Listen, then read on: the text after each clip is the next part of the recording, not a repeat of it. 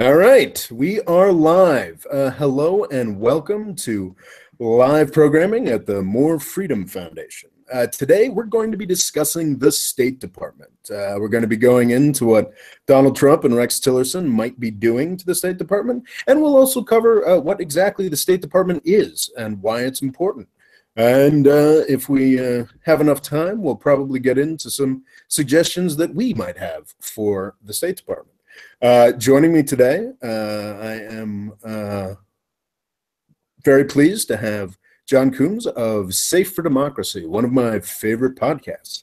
You want to say hello, John? Hey, Rob. Yeah, this is John again. This is our fourth show. Oh, gosh. I think we're up to our fifth or sixth show. Either way, I'm pretty excited about it. And people who have listened to my podcast know that I put out a short show a couple of weeks ago, maybe a month ago, on this very same topic. So I'm pretty psyched to talk about it. As am I. I've been meaning to do even a series of videos on the State Department, its importance, and what Tillerson and Trump are doing to it, but I have just not been getting around to it. So I was really excited to see John's program on this topic. It's great. I'd recommend it highly. But I also sort of disagreed with it to an extent, and I think we'll get into that in the course of this program. I think it's tremendously valuable, and you should give it a listen. And I am grateful for the opportunity to finally get into this. So I think first off, we should just talk about perhaps for the international listeners or local listeners who may just not be aware, or U.S. listeners. Local listeners has sort of an interesting definition for John and I. Yeah. I'm currently speaking from Istanbul, Turkey, and John is speaking from Guadalajara, Mexico. Yeah. So I thought just to start off, we should talk about what the Department of State is. And put simply, it's what in most countries would be called a foreign ministry. Department of State, I think I was sort of researching this a bit. Do you know why the roots behind the Department of State terminology? I know it changed around World War II because it was originally foreign something. It was the first ever cabinet department. Yes, that's that's one of the most fascinating things about this department, and one of the things I kind of want to tease out a bit is why. Yeah, it was a Department of Foreign Affairs at the very beginning. Yeah. Yeah. One of the things I want to tease out with this is why exactly conservatives hate the Department of State so much. Which is definitely sort of a subtext of what's going on right now, because it's something that I frankly don't understand. If you look, fundamentally is diplomacy.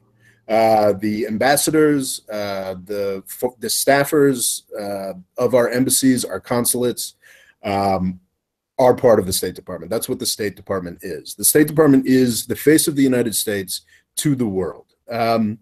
This is one of the most basic functions that government has. If you look at any state, any agency or department of the U.S. government, it's either much newer than the Department of State, or it has changed dramatically and made its scope much larger since the time of the founding fathers. But what the Department of State does today is certainly much larger and certainly has more details to it. But it's probably the only agency that, like, George Washington would go to Washington, D.C. and pretty much understand. I mean, it's about diplomacy. It's about managing our relationships with the rest of the countries of the world. So that's always been something that's kind of bugged me. I don't quite understand why it is that the Department of State has always been such a hate object for folks on the right. I mean, it's pretty much the only, like, founding fathers approved department of government.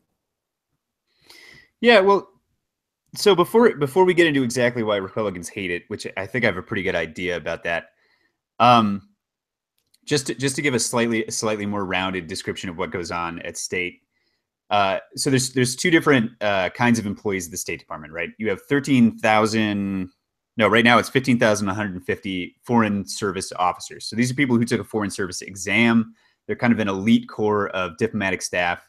And this is everybody at every embassy in the entire world. Everybody that interacts with the United States in a country that isn't the US, they're interacting with a foreign service officer. And then back in the United States, there's 11,000 civil service employees. So these are everybody who works at Foggy Bottom in DC. So what the Department of State is a massive bureaucracy which allows the president to interact with everybody else around the world, right? And it's a tremendously complex job that is being done. And it's frankly, it's impressive that they're able to do it with as few people as they have. Yeah, and the thing I wanted to say there is bureaucracy, especially for people on the right in the United States, but really across the board, is this super dirty word, right? Nobody likes a bureaucrat and nobody likes a bureaucracy. Mm-hmm. I agree with that to a degree. Yeah, well, but one of the things I wanted to point out is that when you're organizing anything on a large scale, bureaucracy is a necessary step in order to conduct that organization, right? So you look at like what made the Roman Empire so different from other empires of its time. Well, they had an efficient bureaucracy run out of a professional secretariat at the very top of the organization. Everybody else in the world had kind of ad hoc nobles and whatever else was going on. But the Roman Empire had a bureaucracy, and that's what was making it strong. That's what made it strong. The problem with bureaucracy is when it gets too large and too little accountable to the people who are supposed to be running the government. That is the American people, right? Mm-hmm. And I think that's really the root of what Republicans in general dislike about the State Department. You know, it's large. It's difficult to hold it accountable either to Congress or to anybody else because of its size and because of how distributed it is over the world. And I think we'll get more into this later, but I think that size is essential to its mission. It needs to be that large to do what it does. That I agree with wholeheartedly. You don't think it's just because Republicans don't like smart people? Well, you know, that's a historical gripe that I think Republicans and other populists would have with the State Department. That it's always recruited out of the best universities, and it's tough to get in. You know, you have to be really smart, and generally you have to have a really good resume. Yeah. And it's just, and they know things. And I think that's the most important thing about the State Department is that it actually puts, and I think you made a really good point of this in your podcast. It's unlike the military, unlike the intelligence services that have sort of very targeted approaches to, you know, enemies or a particular debacle that we've gotten ourselves into. The State Department focuses on everything, and whether the president needs to know something about China, that he might have a number of assumptions and pieces of knowledge that he already has about, or whether he's trying to deal with, you know, Equatorial Guinea or some other country that he may not have ever heard of. The State Department has resources on the ground, has information related to these folks. And as to your point, it needs to be in a large bureaucracy. Yeah. And all right, so I don't know if we necessarily gave a tight enough, concise enough description of what the department does, but to expand that out a little, all right? Mm-hmm. Just to give everybody a better idea here, because I think I might have been a little haphazard there. So on one level, if you interact with the U.S. abroad, that is, if you're applying for a visa, if you need, you know, at a higher level, if you need to talk to somebody who's involved in the U.S. government, the person you interact with is part of the State Department and works at an embassy. If you, an American, are traveling abroad, the people that take care of you, that monitor you, that will replace your passport if you need it, those guys are part of the State Department. But also, the State Department runs U.S. foreign policy across the entire world. So if the president says, man, you know what went down in Somalia? And we lost some military guys. We need to address the situation in Somalia. When he asks for information about that country, the information he's getting comes from the State Department. And when he says we want to change U.S. foreign policy with regard to Somalia, that goes out in cables to the embassy there, and the ambassador and his staff implement that policy, right? The State Department, and we're going to talk about how this role has diminished in recent years, because that's one of the problems we're going to have to address. But the State Department is the president's eyes, ears, hands, and feet across the entire world. If he wants to know something or do something, it goes through state. And I think, I don't want to get too ahead of ourselves, but that's sort of one of the fundamental problems with Donald Trump, not just in relation to the State Department, but across all of government, is that he just assumes he can run policy with his Twitter feed. And the real world is a lot more complicated than that.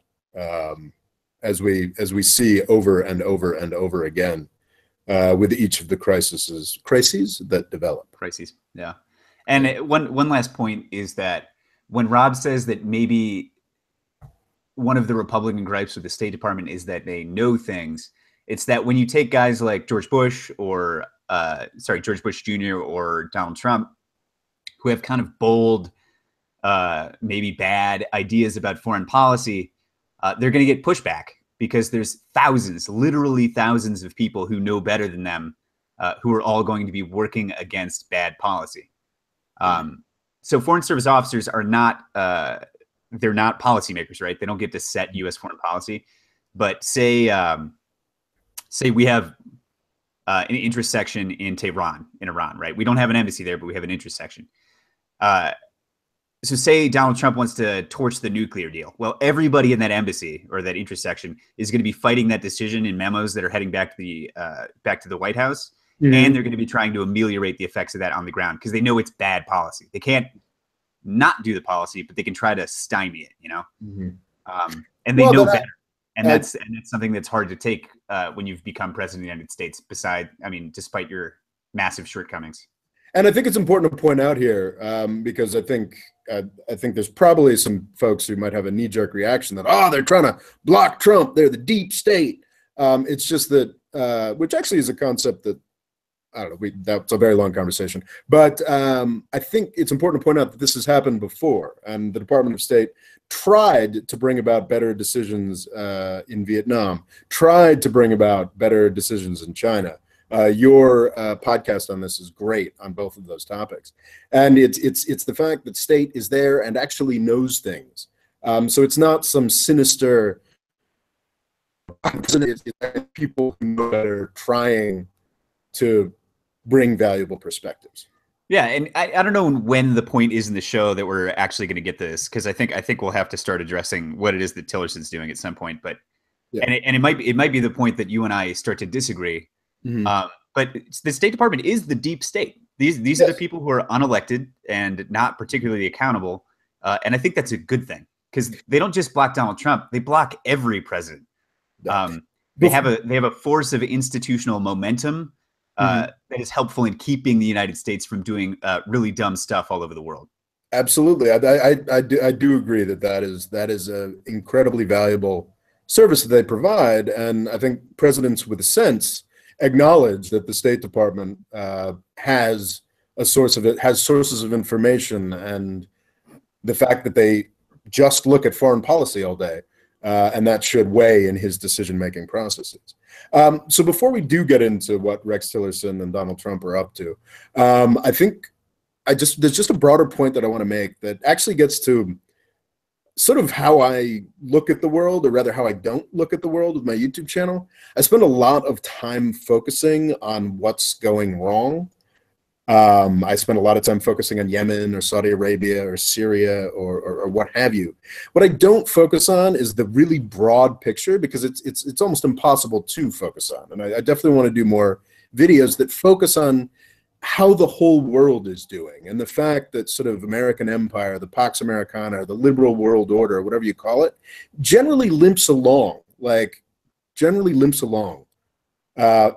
kind of works. And I think that a lot of that has to do with the State Department. I mean, the massive job that the State Department does, I think, is not fully appreciated. It's not just about one crisis area. It's not just about Iran or Iraq. It's about, like, trade negotiations with Australia, or labor rights in Kazakhstan. I mean, like, the State Department has this incredibly massive range of responsibilities that is far beyond the attention span of any journalist, any politician, any podcaster, any YouTube channel, any president. And I think it's just the scope of what the State Department does, and how important that is. No matter what you feel about, and I think this is somewhere where we do disagree, John. Like, no matter how you feel about U.S. influence more broadly, whether it's malign, whether it's a good thing, the State Department is that far more significant than the Defense Department, far more significant than our military. So what's happening with Rex Tillerson and what's happening with Donald Trump in the State Department is super problematic. Yeah, and just one more point there is, I keep trying to emphasize the size of this organization. So the United States is the biggest player on the world stage, right? And what that necessarily means is that we maintain relations with every single other country and non-country entity in the entire world. So that's complicated. That's really hard to do. If you're the Dutch, you don't necessarily have a big embassy in Yemen or in Nicaragua, right? But the United States, we have embassies and consulates in like every major city in the entire world, right? And what that allows us to do is to relate to other countries and to people on a really, really granular level, right? So I'm in the second largest city in Mexico. There's a consulate here. And if there's some shindig that goes down with the municipal government, there's going to be a diplomatic officer from the consulate at that thing to express U.S. feeling at this minor little city level event, in some other country. And if you look at obviously most of our audience won't have been looking for visas to go to the United States, but I do a lot of work with Mexicans helping them to prepare for those visa interviews. And it's just some nobody going to the United States, but they have to show up with, 2 or 3 binders worth of employment information and bank statements and property values, all of which just to get in the United States, because that's the level of service and of scrutiny that the State Department is applying just to whoever is trying to get in the United States. And without the size and expertise of this organization, if you're trying to manage foreign policy with 190 odd different countries out of the Twitter account of one man, it's impossible. You can't do it. Yeah. I mean, the State Department is tremendously important. And I would argue while absolutely, I'm probably more of a fan of a strong military than you are, John. Like, I do believe, actually, quite fervently, that the State Department is more important than the military. And the State Department is what we're going to need to keep us going, keep us running in the era that is coming by the end of this century, where our military dominance has disappeared. Diplomacy becomes more important in this sort of fraught era where our hyperpower status is slipping away, not less important. So let's I suppose with that. Oh, and I think that the figure that I found about that is we spend, I think, about $500 billion on the U.S. military every year. We spend about 0.2 to 0.4 trillion. No, wait, 0.02 to anyway, we spend a tiny fraction of that on the State Department.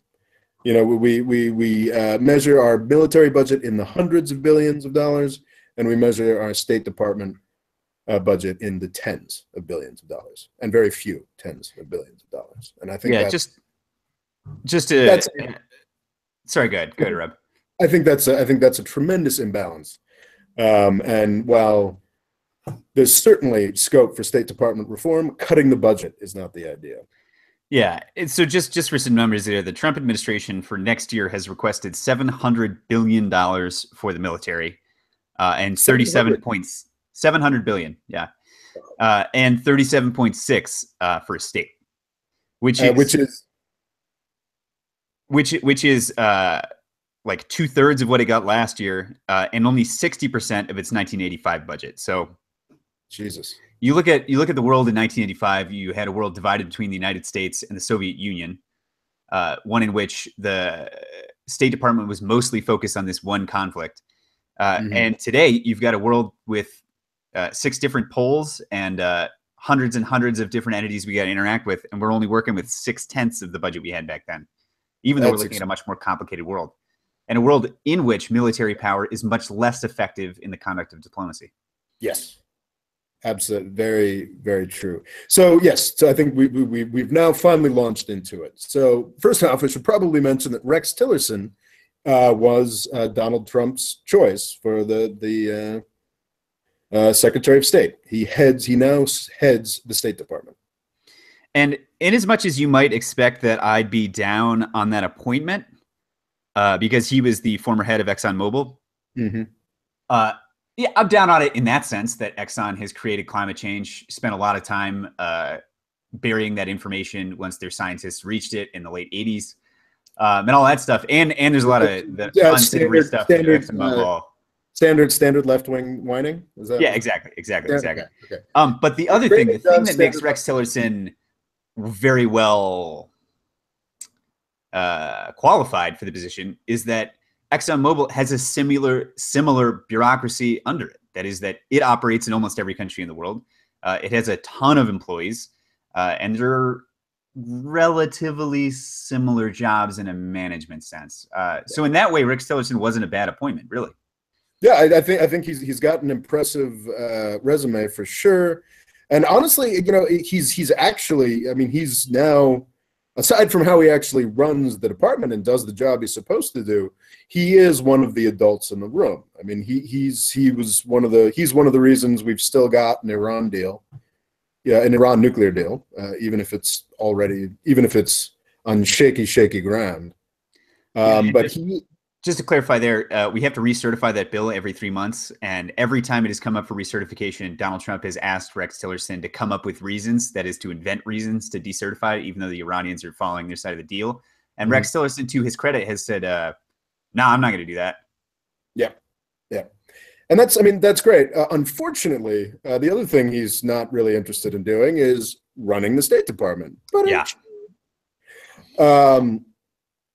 So I think there's a number of categories we can look at this under. I guess let's look at the budget first. Donald Trump put forward a frankly ludicrous budget that I'm not too up on the ways and means or what have you, but my understanding is that most of even Republicans in the Senate were like, yeah, we're not going to cut the state's budget that much. But my understanding is that even though the Congress doesn't want to cut state's budget that much, Rex Tillerson has sort of been acting as if they had, and has sort of implemented hiring freezes and is sort of operating under the assumption that they are going to cut 30% of the budget. Yeah, well, so there's a couple of different things that are at work there. The first is that the federal hiring freeze that's been in effect since February does apply to the Foreign Service and to the Civil Service at Foggy Bottom. And when you have a 26,000 man workforce, there's a pretty significant turnover every year. People age out. And if you're not replacing them, you're effectively shrinking the workforce. So that's what they're doing. And then the other thing is, so these numbers are going to sound nuts, but this year, in 2017, 60% of career ambassadors have quit or been pressured to quit. This year we've received only 1/2 as many applicants to the Foreign Service as we did last year. And there are 74 top-level positions, and I'll explain this in a second, with no nominee from the Trump administration. So that's shared responsibility between Rex Tillerson and Trump, because Tillerson should be sending him candidates for these positions, right? So when I say top level, at the State Department, right, you've got the secretary at the very top, and then under him you have undersecretaries, right? So one is regional affairs. So that's the guy that manages all the embassies. You got one for management, so he does like budgets and all that kind of stuff. And then you have undersecretaries for like human rights, and they're called functional areas, or narco trafficking, all sorts of stuff. So most of them have not been hired. And then the third level under that are assistant secretaries, right? And we've hired almost none of them. We're missing 15 different assistant secretaries out of, I think, 22 or 30 positions. We're missing 4 undersecretaries, and we haven't appointed 30 ambassadors. Now, listen to the countries, some of the countries to which we don't have ambassadors right now: South Korea, Cuba, Turkey, Qatar, Syria, Somalia, Venezuela. That is, every country that's experienced a major crisis or a diplomatic crisis since Trump has become president does not have an ambassador. And I think it was only recently, in the past couple weeks or so, or a couple months or so, that we managed to appoint an ambassador to South Korea, right? Yeah. Which is despite the fact that we've got Trump on Twitter talking about starting wars with their neighbor and raining down fire. Up until very recently, we did not have actually, has he even been confirmed yet? Nope. It is totally nuts.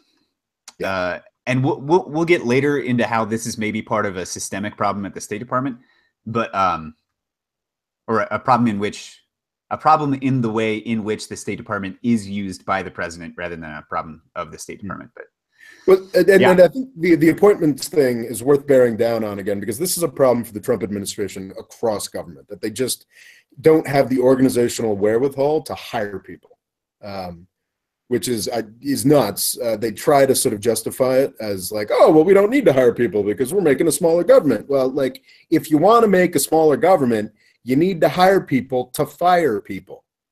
You're dealing with like a bureaucracy of 4 million direct employees and maybe 10 million contractors.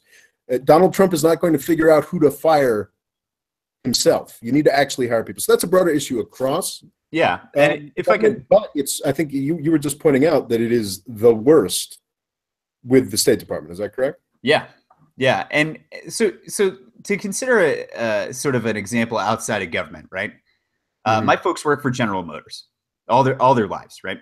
So after the 2008 crash, General Motors was in big trouble, right? It was too big. It needed to get rid of brands. It needed to liquidate a bunch of stuff, and it had to do that in bankruptcy, right? So the way they did that was to have a really competent dude at the top making those decisions, deciding what to cut, balancing, Oldsmobile versus Saab versus Pontiac. Well, they eliminated all those brands. But the Trump plan in that situation would have been to fire everybody in the top 3 levels of GM and then just leave it. Yeah. And that doesn't solve anything. GM doesn't go away. All the money you're spending doesn't go away. There's just no one directing it anymore. Yeah. It is not a solution. It is not a solution. So in State's particular case, it's not only not solving the problem, it's making the problem larger. Because if your idea is that the State Department is inefficient, right, which I assume is the idea that's behind Trump's attempts to sabotage it, right? I'd agree with that, but and it may be the case that it is inefficient. But one of the ways that you would increase its efficiency is getting more decisions out of the secretary's hands, right? You devolve those decisions down to a lower level. But right now, Rex Tillerson, because he hasn't hired these 74 people, he's making decisions for like every embassy in the world. He's making decisions that are not Secretary of State decisions. And it's more than any one man or even him with his secretariat can handle. And it's slowing stuff down. It's not speeding it up. Yeah. So I think the sort of mismanagement is pretty extraordinary. Now, the question to which this can be blamed on Rex Tillerson or Donald Trump, I think, is kind of open. I mean, Tillerson has absolutely tried to hire people and has been shot down. I remember famously about 3 or 4 months back, his choice for undersecretary, who was actually a notorious useless neocon, but regardless, was his choice, was shot down by the Trump administration. So it's as far as the budget cut, I mean, Tillerson has definitely been too willing to implement that. But it's what his boss told him to do. And as far as the people not getting appointed, I mean, that's not on Rex Tillerson. What is on Rex Tillerson is his sort of attempt to reorganize the department. Should we start getting into that? Yeah. You get us kicked off there, if you would. Yeah. So it's kind of fascinating, the sort of cultural mismatch we've got here. I think we pointed out earlier how Rex Tillerson is coming from the business world, and unlike Donald Trump, he's a guy with legitimate accomplishments in the business world. I mean, this guy ran one of the largest companies in the world quite successfully for quite some time. I mean, this guy is quite something, but he's coming into the State Department, which has a completely different culture, a completely different set of jargon. I think you've dived into the material surrounding his proposed reorganization a bit more than I have, but I mean, some of these documents, it's sort of like a jargon apocalypse. You've got all kinds of meaningless corporate language, competing with meaningless government language, and it is not impressive. Yeah, I was pretty surprised when I dove into these documents, right? Because what I expected to find, given everything that Trump and Tillerson had both said about streamlining and cutting down the department, I thought they were going to have some really ambitious and, in my opinion, bad changes to make. But prepping for this show, I looked through a bunch of Brookings Institution documents and Blue Ribbon Commission reports back for the last 20 years or so. And all of them had much more ambitious proposals than the stuff that Tillerson's put together. And when you talk about jargon stuff, so the proposals in the redesign plan are streamlining policy and presence, maximizing the impact of foreign assistance, implementing a global service delivery framework, and readying and empowering a 21st century workforce. All of which, if you manage to struggle through the stuff that comes after those headings, is basically like do the job we're already doing, but do it more goodly. Do it more goodly. Yeah. Yeah. It's not. They're not actual proposals for change, and they are totally imparsible. Yeah. Like as far as streamlining policy and presence, we're creating an evidence-based and data-driven process to enhance foreign policy formulation and execution, as well as optimize and realign our global footprint. Yeah. Yeah. So, just doing our job. Yeah. So it's basically just meaningless management jargon that we paid somebody $1 million to put together.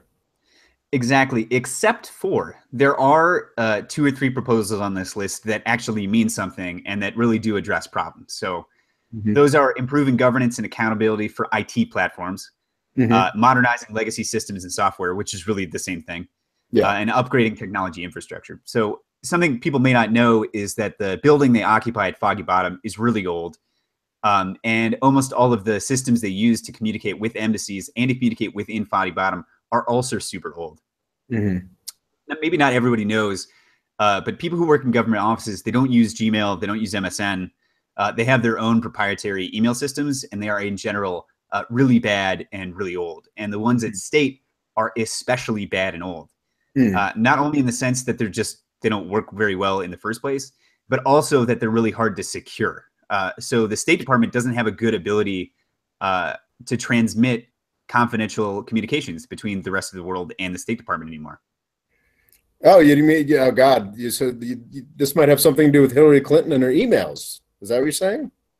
Well, I mean, that's one of the things that comes out in this report. Some of the stuff that went on with Hillary Clinton as Secretary of State, those emails weren't well enough secured, but not because she wasn't securing them, but because nobody at state can actually secure them.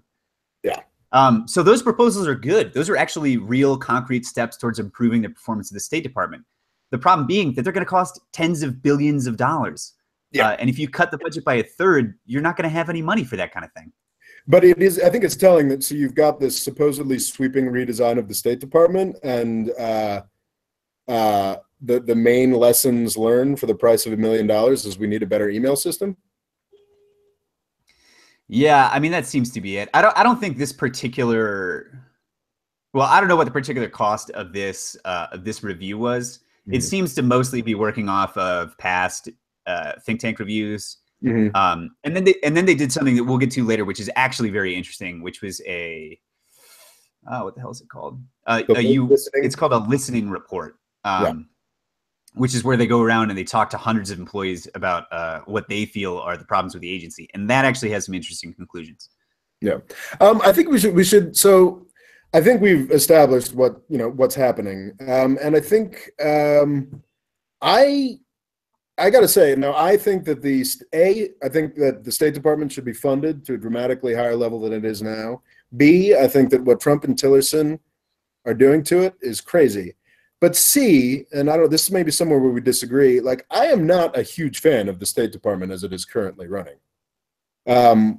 Whether or not Tillerson's attempt to reform the State Department has been useful, I think it is necessary. I think we need a better State Department than the one we have now.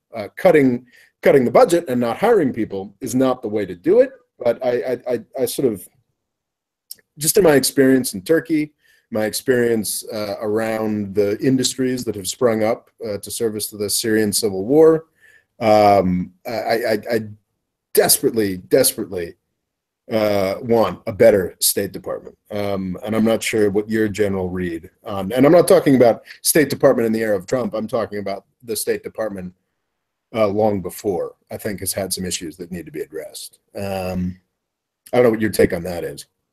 Well, I think you've got some stuff that comes out of your personal experience, and I think we should address that. And I think I might have some counter perspectives because I occupied not exactly equivalent, but a similar position when I was a Peace Corps volunteer in Mexico. I think I had a lot of the same perspectives on interacting with people and stuff that we get into. The other thing is I don't honestly have a lot of professional opinions on reforming the State Department outside of this show.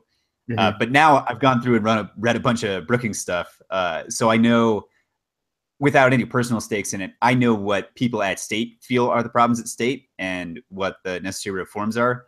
And I think that's not something that's known to almost anybody in the general population. So we can get to that afterwards. Yeah.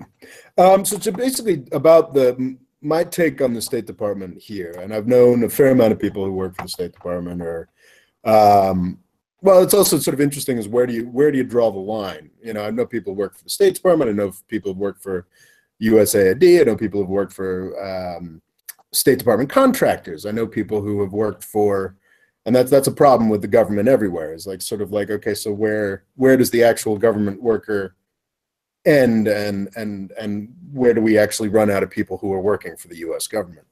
And generally, I mean, everyone I've met has been lovely and generally very bright people and whatnot. But I don't kind of mired in groupthink, and they don't actually get to know the country very well. Is I think the main problem that I've seen. They spend a lot of time hanging out with each other.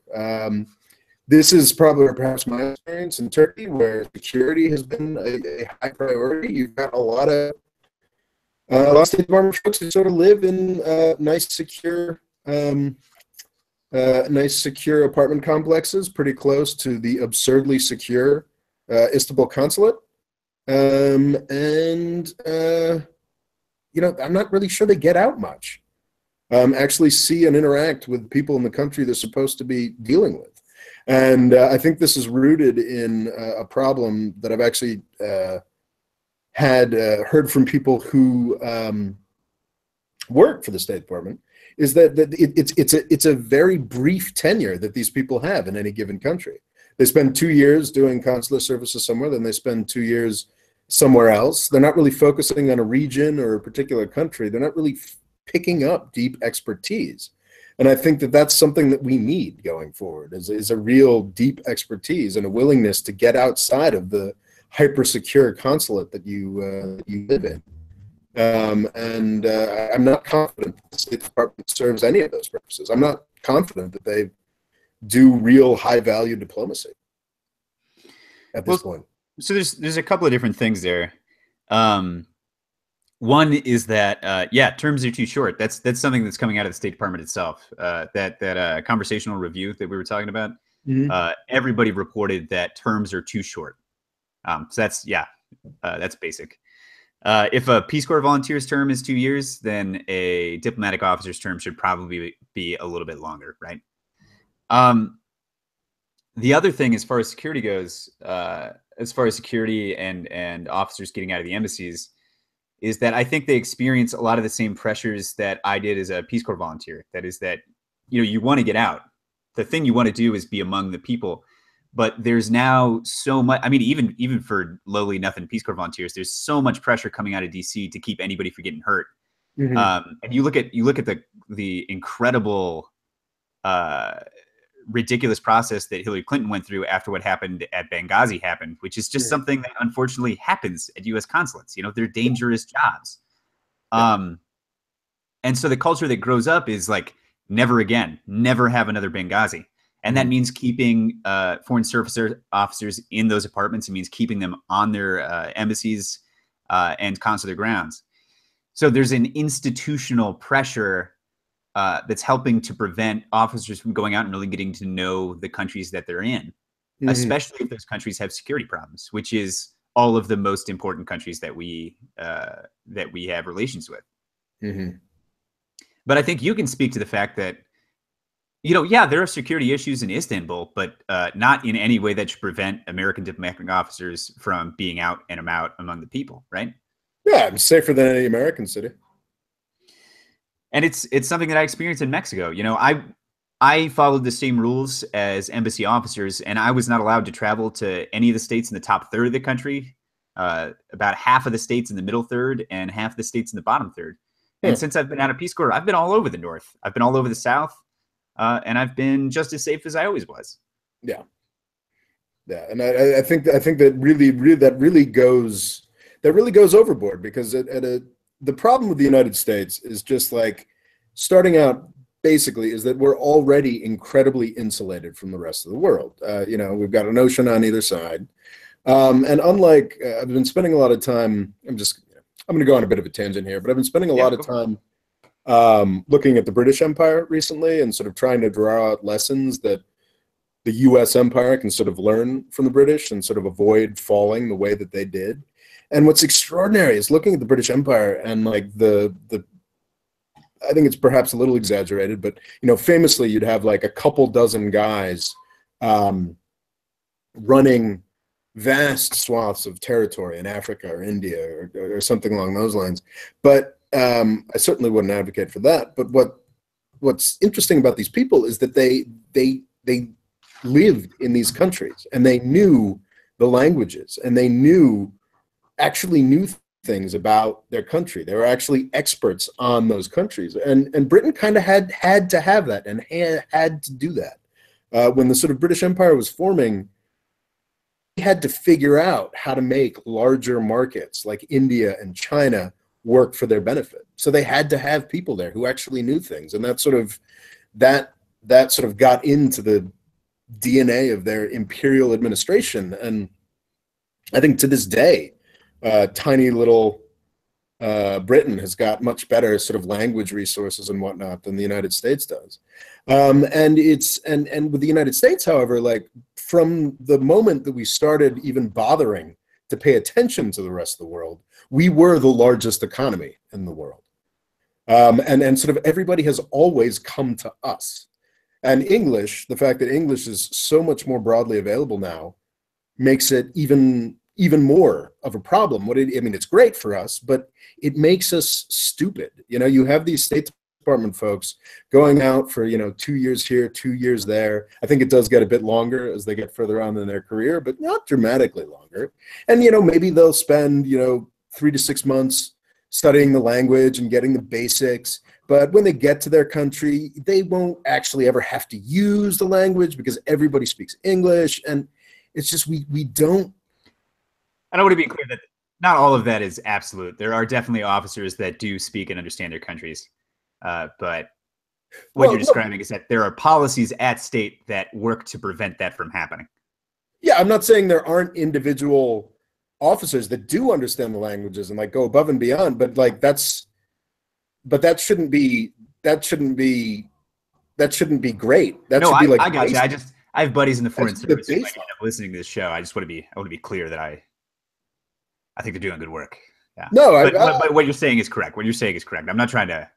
Yeah. I think my experience and my take on the Syrian war has left me perhaps over jaded and over bitter about this. Mm-hmm. I think that the State Department related institutions in the United Kingdom, France, etc., and certainly in Turkey, like basically decided to destroy Syria, and that's what happened over the past 5-6 years by a bunch of folks who were convinced that they knew the country in question and that they were doing God's work. So I don't know. I am perhaps, and I think that's something that I try to keep myself from doing, is sort of forecasting out from the worst experience to what the State Department is doing everywhere, because the State Department is everywhere. And no doubt they're doing a much better job in other countries with other issues. Well, I think to help the audience understand where you, and really me too, where we're coming from here, is that I think we were both pretty affected by this, the last Diplomat article that came out of the Wall Street Journal over this past summer? In any case, about a Foreign Service officer, a career diplomat named Robin Raphel, who had served for decades in Pakistan, right? Yeah. And over her time in Pakistan, she became so well known in Islamabad that she became like almost a national celebrity in that country, and someone who was part of the political class there, somebody that politicians in Pakistan would come to consult with. She was part of the scene, right? And what ended up happening to her was that in the 2000s, after she'd retired, spent a little bit of time as a lobbyist, and then come back at the request of the ambassador to Pakistan, she'd end up being targeted for investigation as a spy by the FBI because it looked to them and to other intelligence agencies in the United States that she had gone native, that she had become a source for Pakistani intelligence, right? And so the huge issue there was that Robin Raphel, this diplomat, was a diplomat in the old style. That is, that the great thing about those old British Empire diplomats and the old style US diplomats in the Foreign Service is that they do, to a certain extent, go native. They get to know Pakistan like a Pakistani, right? They get to understand Pakistani politics, and they advocate for Pakistan with their bosses at the State Department. They don't try to undermine US policy towards Pakistan, but they try to best advocate for that country with the State Department. And why that's great is it creates an institutional blockade against rash actions on the part of the military, on the part of new presidents, on the part of the intelligence agencies, right? But what's happened, and this is maybe a more... Sorry? Keep stupid stuff from happening. Exactly. Keep stupid stuff from happening. And they also give us a very good window into politics in those countries. That is, that no one's going to know Pakistani politics really well, or Mexican politics or anything else, until they've spent a long time in that country getting to know it, thoroughly getting to know it. Exactly. And that used to be the officer that we were trying to create. We used to set up people for long terms, corralled into particular regions and in particular language groups, right? And what's happened, especially since 9/11, is there's been this focus on a shift from human intelligence, that is stuff like this lady Robin Raphel was coming up with, personal contacts at high levels, informal meetings, all that kind of stuff, to signals intelligence, which is that you have the NSA and the CIA collecting electronic data from everybody in the entire world. And instead of trying to talk to people, we just listen to what they say on the phone. And that sounded like a really powerful intelligence apparatus when we first came up with it, but it turns out it's incredibly deficient. It's not good enough. Because of the volume and because of the, it's just, and I think there was a key point in the Robin Raphel story is that she was called out of retirement. I mean, the folks, was it the ambassador or the ambassador to Pakistan, I think, or was it Holbrooke? But yeah, it was specifically because they knew that they needed her contacts and her ability to deal with things. They called her out of retirement because it's just a resource that we simply don't have anymore. And to give everybody who hasn't read this article, which is paywalled on the Wall Street Journal, an idea of what we're talking about. So they had all this stuff going on in Pakistan, right? And this was right around when we went out and assassinated Osama bin Laden, right? Or maybe, I don't know if that's the right term, but whatever. They had all of these conversations between top Pakistani generals and between top politicians.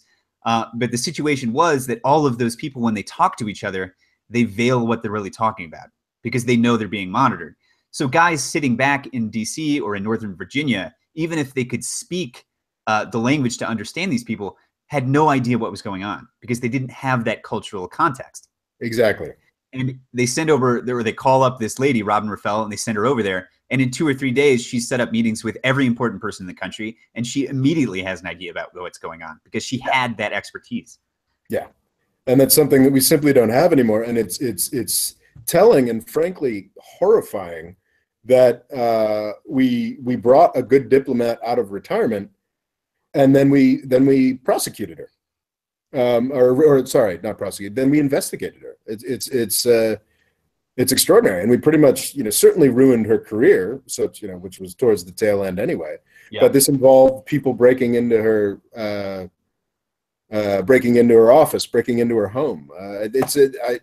I'm irritated about the Wall Street Journal paywall. I think that was one of the most important articles I've read in the past year. It's called "The Last Ambassador." The Last Diplomat. The last diplomat, and that's really what she is. So I think that the State Department definitely has some changing to do, and definitely has things that need to be improved. But it needs the resources to do that. It needs to be fully budgeted. It needs to have people in the administration making it happen. Yeah, I mean, I think so. I'm gonna get in slightly more into these think tank reports on the State Department, right? Let's do it. Because I want to point out one of these huge issues that comes up year over year over year. Because there's commissions from the Congress, there's commissions from Brookings, and they come up almost always with the same conclusions. You know, I read ones from 2001 and I read ones from last year. And what that is that so way back in the day, right? I described a little bit back the org chart, and I'll maybe put that up in the show notes. But so what it used to be was that you had the secretary at the top, and then under him you had assistant, or rather undersecretaries for regional offices. So the main organization at state was what region you belonged to. You know, was it the Far East? Was it Africa? Was it Asia? Whatever. Said Asia twice there, but what it is now is there's one undersecretary for regional affairs, right?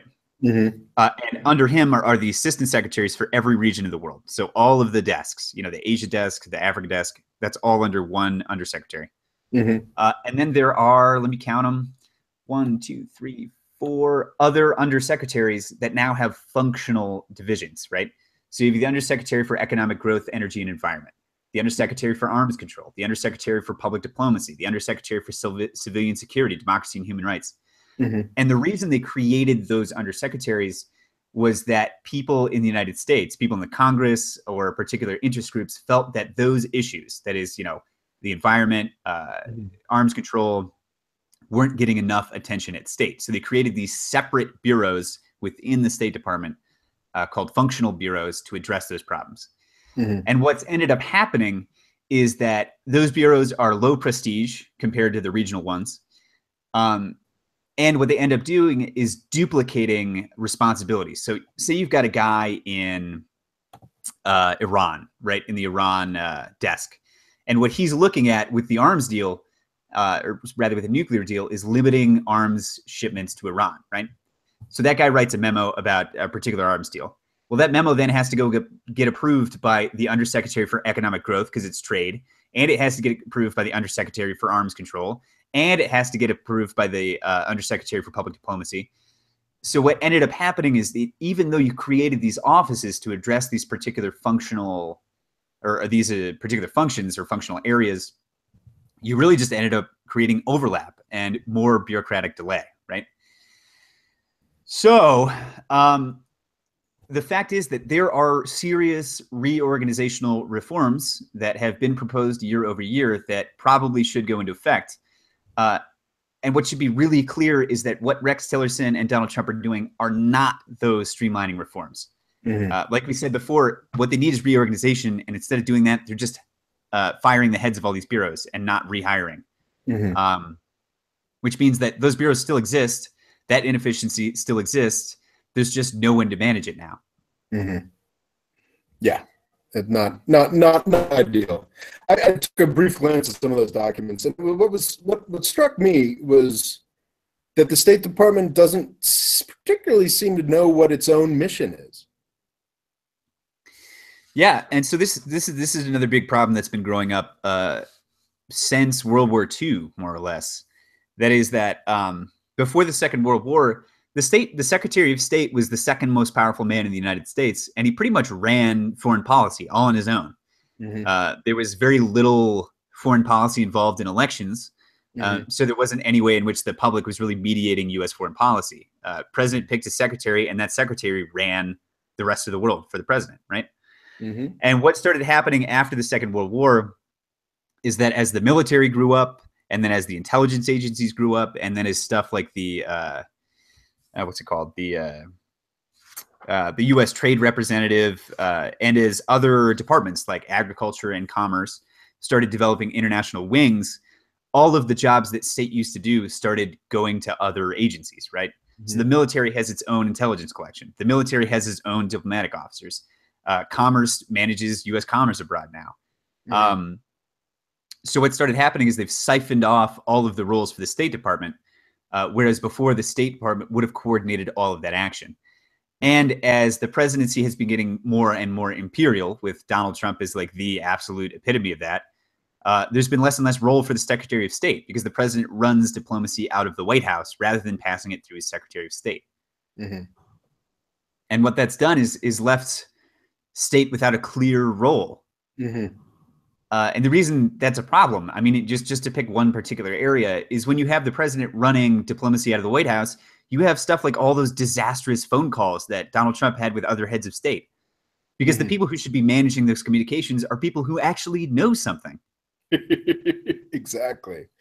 And I think that actually, so when I was reading those documents, the thing in mission that really bugged me, because once again, probably because of my Turkey Syria experience, was that it seemed like, half of them seemed to think that like, oh, our job is spreading democracy throughout the world.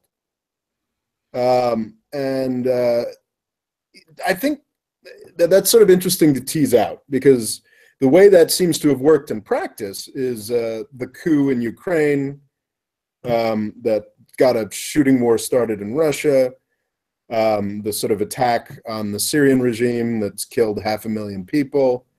So that sort of was like a red flag for me. But on the other hand, I do think that there is something to that, because it's sort of spreading democracy through peaceful means is something that I think the State Department does, and has been sort of unheraldedly successful at doing in the countries that don't make the headlines. So I'm interested to see what you thought about that, because for me, that was like, I sort of read that and I was like, spreading democracy. Oh, you fuckers just want to bomb countries, don't you? But actually, if you zoom out from the places we've destroyed that you do such amazing podcasts on, or failed to destroy in the case of Vietnam and Iran. I mean, how do you feel about that? That was something that really jumped out at me.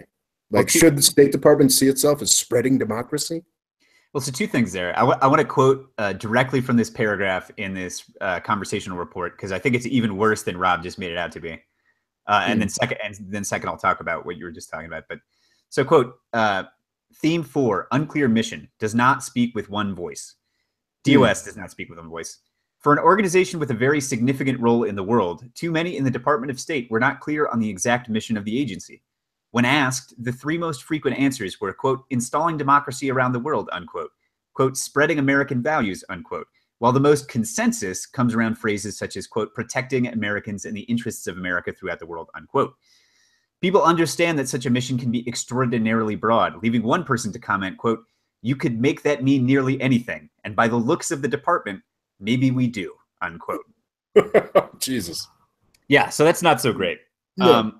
But what might be more helpful in understanding this is the State Department's actual language. The real mission statement of the department is, quote, to shape and sustain a peaceful, prosperous, just, and democratic world, and foster conditions for stability and progress for the benefit of the American people and for people everywhere, unquote.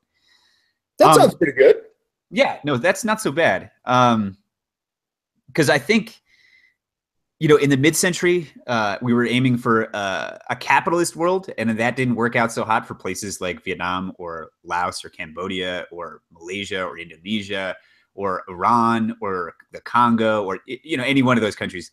But a democratic world, I think is a fair metric, right? For the end game. But speaking to Rob's point from earlier about the unheralded successes of the State Department in that mission, in Rob and I's former talks about Iran, the ones we've already had, what I've repeated over and over is that we've had a policy of sanctions towards Iran for decades now, right? A policy of sanctions has been entirely ineffective. Yeah. All it's done is serve to reinforce the position of conservatives within that country. The same way it's done in Cuba, the same way it's done in Russia, the same way it's done everywhere. Well, just as a qualifier, they did bring once we, through Obama's ability to get the rest of the world to the table, it did when we got Europe on side and to some degree China and Russia, that did force them to the table for the Iran nuclear deal. But and that's fair enough. Broadly, multilateral sanctions are definitely more effective than unilateral sanctions in our normal. But I absolutely agree with the broader point that our general sanctions policy and our positioning towards Iran has been the absolute greatest contributor to the continued presence of a hardline regime. Yeah. We are Supreme Leader Ali Khamenei's best friend. Absolutely, absolutely true. or rather Tom Cotton or Donald Trump, or the most vehement Iran haters are Ali Khamenei's best friends. Yeah, they keep him in check. Exactly. No, Rob's exactly right there. And it's not just that sanctions help to reinforce the positions of the people we least want to help out in these countries. It's that they are the worst possible way to inject American culture and momentum towards democracy into these countries when we already have much better tools at our disposal. And as much as I don't necessarily applaud the spread of unfettered capitalism throughout the world, man, if you want to put American culture into a country, if you want to get people ready to vote, give them a McDonald's, man. It does not sound like it computes, like it tracks, but historically, every time a country's opened up its markets to us, maybe first it's McDonald's, but later it's American television, it's American universities, it's people coming from America to study there, it's people coming from there to study in America. And very quickly, we end up injecting our culture and our values into that country. Yep. That's not always a 100% positive process. I've talked in my Iran shows that there was actually an extreme backlash in that country, and they started calling it West toxification or West sickness, the pollution of Iranian culture with American culture. So it's not an unfettered or unmitigated success. I'm pretty sure the French would use that term too. Yeah, exactly. But the fact is, what the State Department does, one of its main jobs is opening markets abroad. It's opening up other countries to U.S. influence, not to the thumb of the president pressing down on top of them, but from U.S. culture growing up from below. And that's what's incredibly. That's sort of the unheralded success of the State Department. I did a video about a year back. It's one of my favorite videos I've ever done. It's called "Why Regime Change is Always a Mistake." And it's just a really basic fact of the history of the past 30 years that is almost never mentioned. You've got a couple military and intelligence community-led projects of regime change that have taken place over the past 35 years that have been disastrous. You've got Syria, you've got Iraq, you've got Nicaragua, you've got Afghanistan, which is probably the worst of all, not just dating from 2001, dating back to 1979. I mean, these have been nightmares for the countries involved. But what nobody ever mentions when we talk about sort of regime change is that, like, going back to 1979, the year that I was born, going back then, most of the world was ruled by people who were like Assad or worse. I'm talking about all of Eastern Europe. I'm talking about most of Latin America. I'm talking about, I think, almost all, if not all, of the sort of Asian tigers that we think of as such, well put together places today. Well, I guess Thailand's backsliding a bit, but sort of South Korea, Taiwan, Singapore, Philippines. Philippines aren't doing so great either. But anyway, but sort of all these places were under, straightforward, nasty dictators, and wasn't pretty much all of the Middle East also. Exactly. Well, we're still mostly there, with the exception of Tunisia. But like, all of these places were run by horrible, horrible people.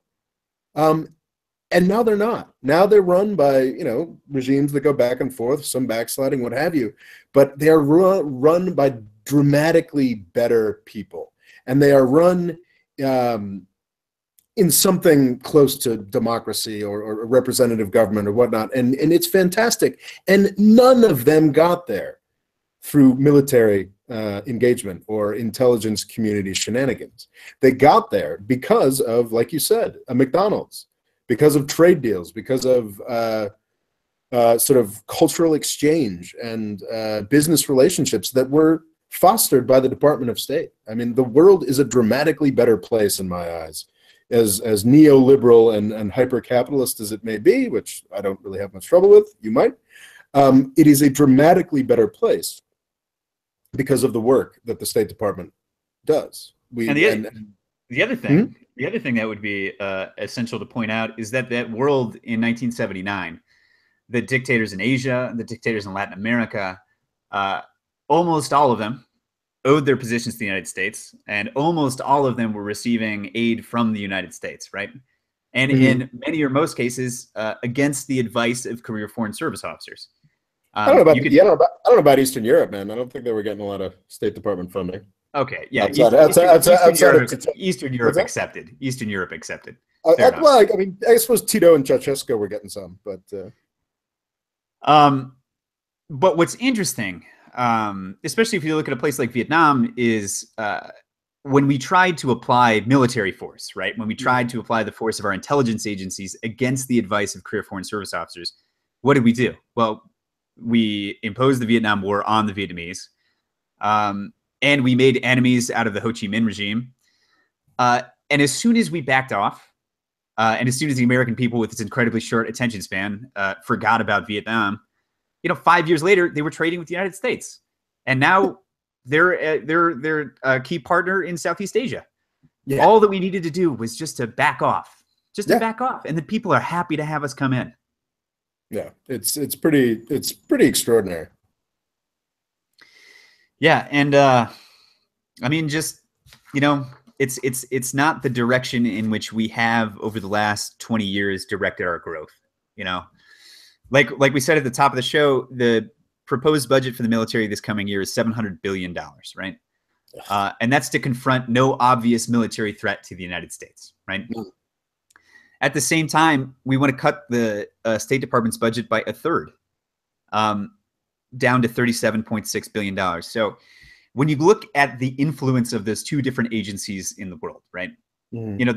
The Department of Defense, yeah, it kills a lot of terrorists, fair enough, but also creates a lot of terrorism. Its presence in bases abroad, the presence of troops on the ground in Yemen and in Syria and in Iraq, and actual troop presence in Afghanistan versus advisors, which is what we have in all those other countries. Those create tensions with those countries, and they end up creating radicalized people that end up attacking the United States. You look at the State Department, these are people who draw down on those tensions. These are people that open those markets to create opportunities for U.S. democratic culture to take hold. And we are funding them to the tune of 20 times less than the Department of Defense. And it just doesn't make any sense as we confront a world that is less and less susceptible to the use and exploitation of military force. Before the live chat devolved into a sea of we got a lot of shit posting.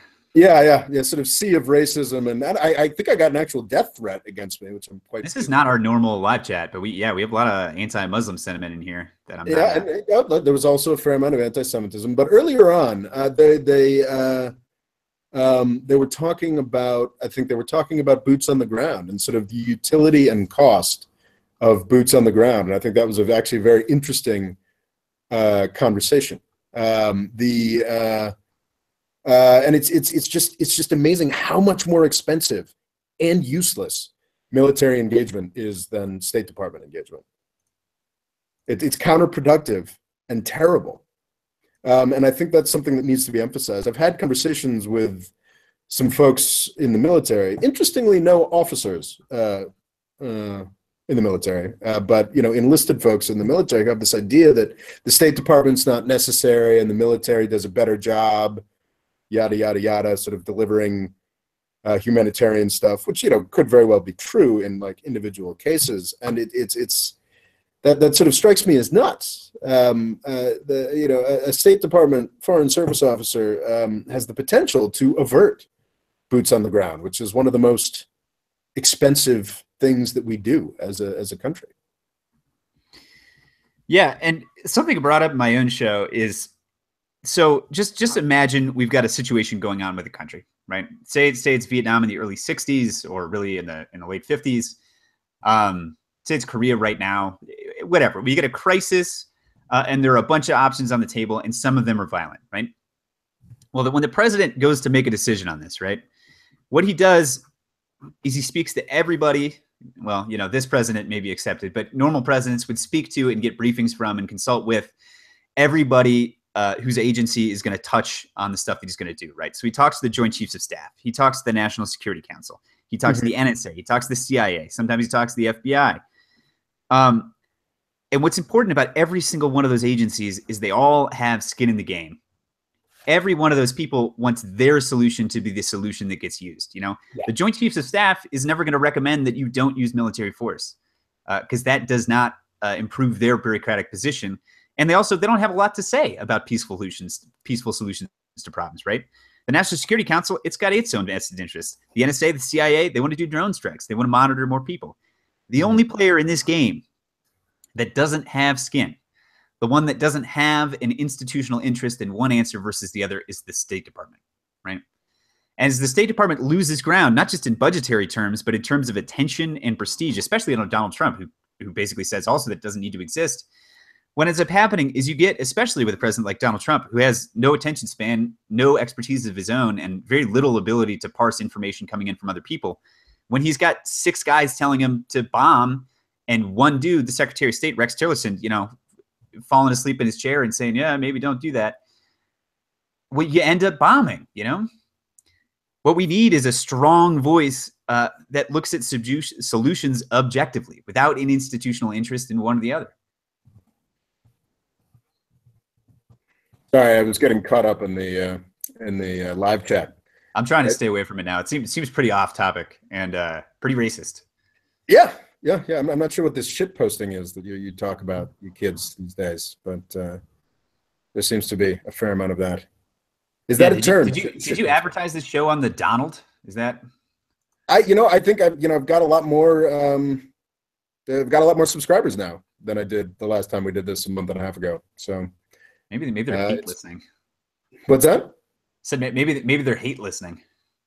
Well, I'm hoping that there's some people actually listening to what we were saying, that they'll chime in with some. No, I mean these dudes shit posting in chat. That's what I'm. Yeah, that's what I'm wondering about. Thank you, Cletus223. Hasn't the State Department mostly served as a tool of the CIA? Asks Cletus223. You have some thoughts there? I think that's a fascinating question. I mean, the degree to which agencies and departments of the government are interweaved is a fascinating question. I would say that no, actually, the CIA does not exclusively.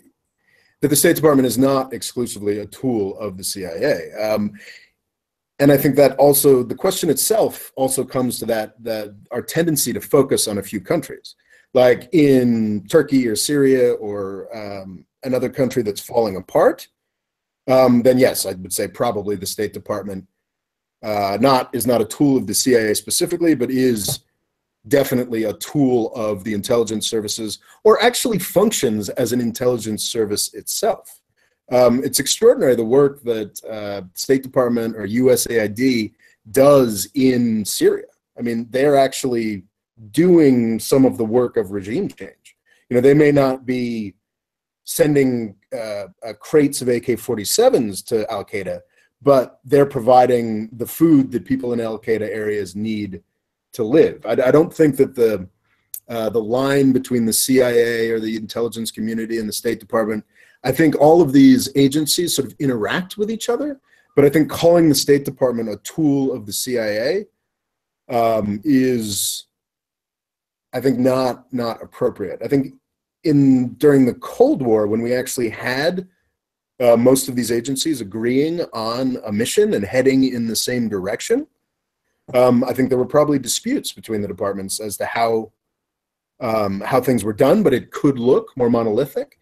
But as if we're talking about like the State Department in Tanzania or France or something like that, no, I do not think it is necessarily a tool of the intelligence communities. And have you got a response to that? Yeah, one more note there is the thing that might create that impression is that pretty much everywhere in the world, the CIA runs itself out of U.S. embassies, right? So it creates this impression of overlap. But the guys who are CIA officers are not State Department officers, and the reverse is true. Foreign service officers do not work for the CIA. Yeah. What Rob said about intelligence gathering, though, is very true. That is that, we think about the CIA and the NSA as these people that inform us about what goes on in the world. But the great majority of intelligence that comes to the White House, through diplomatic cables and everything else, comes from the State Department, because the great majority of stuff we want to know is not secret. It's stuff that comes out in the newspapers of other countries. I mean, even I briefly, in my time as a Peace Corps volunteer, served as part of the State Department's intelligence gathering apparatus because I had to fill out a ton of forms about my village in Mexico.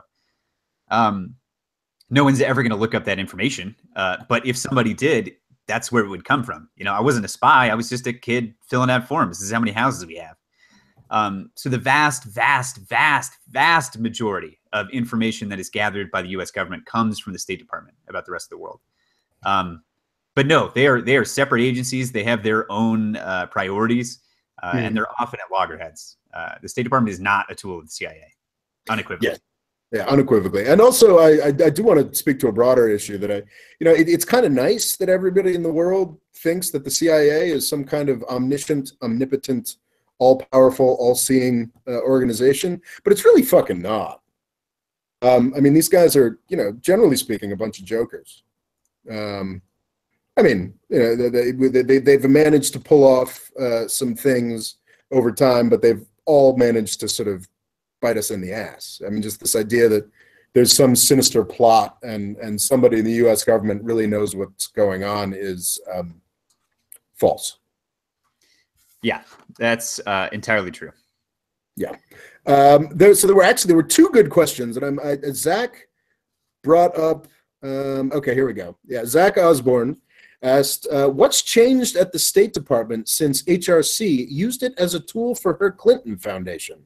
Companies would donate." I said, "Oh man." It's a worthwhile question. Okay. Companies would donate to her foundation, then she would arrange deals through the State Department. You want to respond to that angrily, and then I'll respond to it in a more mediated. I don't need to be angry. It's just it's tiring. So first is that whether or not any given company in any of these particular cases had donated money to Hillary Clinton's foundation, whether or not any of that had happened. And when she was head of the State Department, she wasn't running her foundation, just so everybody knows that. She would still be the point person for arranging deals for these companies abroad. That's her job at the State Department. That is her job. So whether or not they'd made a donation, that's what she would have been doing. And the second thing is that if you go with any journal of record, if you go with the Wall Street Journal, if you go with Newsweek magazine, if you go to the New York Times, if you go with any actual news organization, they've investigated every single one of these cases. And in not a single one has there been any quid pro quo exchange of money for favors. At all. Ever. Never. Not one. Hillary Clinton was a strong Secretary of State of the kind that we need, active, and with zero proven wrongdoing. Zero proven wrongdoing. What? So just, I mean, if you want to bring up, and Rob, we'll get to your objections on that second front in a second here, but if you want to talk about wrongdoing by Hillary Clinton and the State Department, get me one solitary article from a reputable source that alleges it, and then we can talk about it.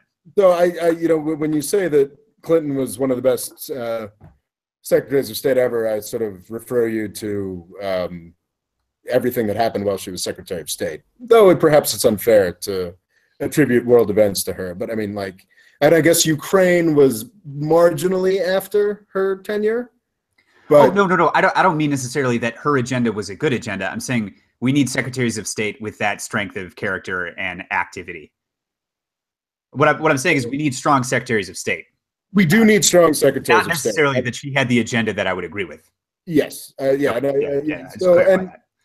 As far as the Clinton Foundation stuff, I've got a video on this topic. I don't think that, you wouldn't find any illegality or like direct quid pro quo in such a sense as it would, come up as bribery or something else that was legally actionable. Because, I mean, the Clintons are better at that. But I do actually feel that the Clinton Foundation was a bit of an influence peddling organization. I mean, it was their own private Davos. But as far as to the question, I think what you said was actually very important, and that answers Zach's question. What's changed at the State Department since HRC? I mean, the State Department and Secretary of State, I mean, like doing deals, like opening markets, I mean, that's part of what the State Department does. So even if you're going to ignore what I say, that the Clintons didn't do anything illegal, and what John says, and what every reputable newspaper says is that there was nothing illegal there. Even if you think there was something illegal going on there, the State Department shouldn't have changed from that. They're still supposed to be doing deals and stuff. Yeah, and I mean, something that's come up again and again in conversations on the left about Hillary Clinton is that the appearance of impropriety is as bad as impropriety. So, did Hillary Clinton do anything illegal? No. Should the organization or the Clinton Foundation been entrusted to a trust? Well, I don't think there's actually really any way to do that. That's a sticky situation that would have been hard to navigate. Maybe recusing herself from the point is Hillary Clinton often looks bad even when she's not actually doing anything bad. Mm-hmm. I think, frankly, I think the Clinton Foundations has done some interesting work in Africa. Should be applauded for that. That's great stuff. But I do think that if you were going to set up an organization like that, neither one of them should have gone back into public service, frankly. And I know that's unfair, maybe even sexist or something like that. But I think it'd be great if Obama set up a foundation. People actually like him. I bet it could do good work. But I think it would be tremendously problematic for there to be a Barack and Michelle Obama Foundation and then have Michelle Obama run for president. I mean, that's just a simple that's just a simple power relations thing. Like, you can't occupy a position of such central power like the president of the United States or their spouse and then, spend 20 years building an organization with all the richest and most famous people in the world that come together and then go back into public service. I just think that's just not good for republics. That's also why I wouldn't really be a big fan of Michael Bloomberg as president. But anyway, we're getting way off topic. Yeah. Should we do another question? Or should I give you the opportunity to reply to that? I should give you. No, I think you're pretty much right there.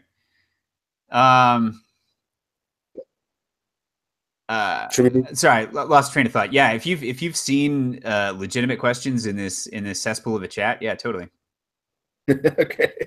What do you think of the idea that foreign services should be heavily purged every 15 years or so to prevent ideas becoming calcified? I've seen, so Peace Corps has a policy similar to that proposal. That is that you can only serve as a staff member, not a volunteer, but a staff member at Peace Corps for 5 years at a time. And then you got to leave and you have to spend an equal amount of time out of the organization before you come back. And as far as I can see, it's not a great policy. It's especially in terms of getting people raised in a U.S. environment to relate on a deep cultural and political level with people abroad. More time is better. And like we were talking about with Robin Raphel, this diplomat who lived in Islamabad for a couple decades, it's valuable to us to have people that have gone a little bit native. They represent a constituency for the country that is valuable in decision making when it comes back to Washington. So no, I don't really like the idea of purging people from the Foreign Service. Plus, it takes like 30 years to actually rise to this service. So doing it in 15 would be unworkable. Yeah, and then just this idea, it's interesting. This sort of term limits. I mean, obviously, it's very different, but this sort of term limits idea, or that people, it's better to get people in and out of positions of power or responsibility quickly. This is something that I used to buy into. I mean, I was once upon a time a much more conventional sort of conservative. I never considered myself a Republican, but having actually looked at things and sort of made it through the world a bit, I don't think that actually works. In Congress specifically, you can't have someone come there for 4 years because they're not going to know a fucking thing about the job that they're trying to do until they've been there for 5 to 10 years. And especially, as you said, in the Foreign Service, I think there's actually maybe too much purging in the Foreign Service at this point.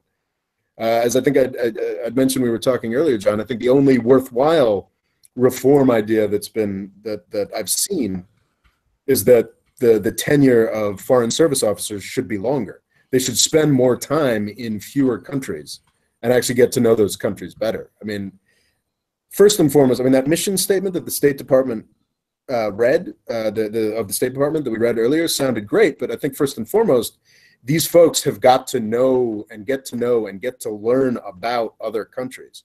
And if somebody, that's not a 2-year or a 5-year or a 15-year process. That is a career-long process.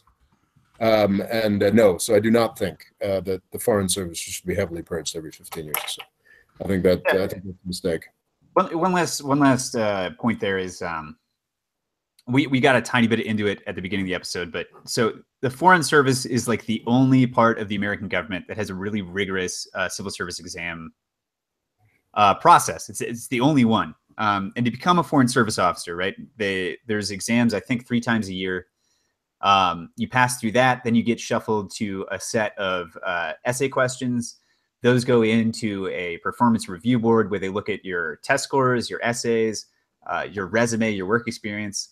If you pass that, then they send you to a day of interviews, which are the kind they do for like high-end consulting firms, where you do case studies and stuff like that. Then you do security, health, language, and a couple other reviews. And after a year and a half of this process, then you get stuck on a list, at which point they might appoint you to an actual position within the Foreign Service. Once you're there, it works the way that, in a certain sense, the military does. You rise through Foreign Service ranks, and it has some of the same up or out policies as the military. That is that there are always new officers coming in, and if you're not competent enough to rise up, then you transfer out. You go do something else in your life. So there is consistent turnover in the Foreign Service. And even though it's not any better paid really than anywhere else in the government, it is maybe the one place in the government where we're funneling in the smartest people in the United States. These are people who could have gone to work in consulting, and could have gone to work in finance, could have made a ton of money, but instead they came to serve in the Foreign Service. Oh God, our society is so sick when the pinnacles that we can imagine are consulting and finance. Yeah, I mean, so I don't know how many of our listeners or the people in the chat right now know, but I went to Georgetown University, which traditionally sends people in the Foreign Service. I went to the School of Foreign Service at Georgetown. And when we came in, 90% they polled, and 90% of the class wanted to go into public service of some kind, whether it was Peace Corps or whether it was the State Department. And by the end, 90% of the population of the School of Foreign Service at graduation went into finance and consulting. Yeah. Because it's better paid. Yeah. So sorry. So the last point of all this is that the Foreign Service is this incredible resource that we have in the government, and instituting purges is just increasing the degree to which we do not use this resource. And yeah, and also for Jim Bob, I mean, we're kind of doing a purge now. We'll see how that goes. He actually had a good follow-up. He says it's not so much the idea of term limits, more that when you look at U.S. foreign policy, you see some things that seem to be continued because it was the policy of 20 years before, e.g. Cuba, Iran. And that is absolutely true. That is a great point, but I don't think you can actually blame that. I don't think you can actually blame that on career civil servants, because it's actually often the civil servants that are pushing against those dumb ideas. Yeah, I'd say the continuance of moronic policies, especially ones that are as dumb as Cuba. I mean, Cuba and Iran are like the examples par excellence of long-running, totally ineffective, moronic policy, right? Yeah. But that's sometimes a result of the State Department having lost ground against these other constituencies within the government, because the people who work in the Foreign Service in those countries, they know the actual situation, whereas the people on top of the military and the people like Donald Trump don't. The people in the Congress don't understand the situations of those countries. That's how you have congressional Republicans year after year calling for war against Iran, when people in the interest section there are going to be like, no, it's pretty great here. There's no reason to make war. So purging the Foreign Service, I think would actually work against changing bad policy. Yeah, I agree with that. So I think we should perhaps move to, what's your favorite idea for reforming the State Department?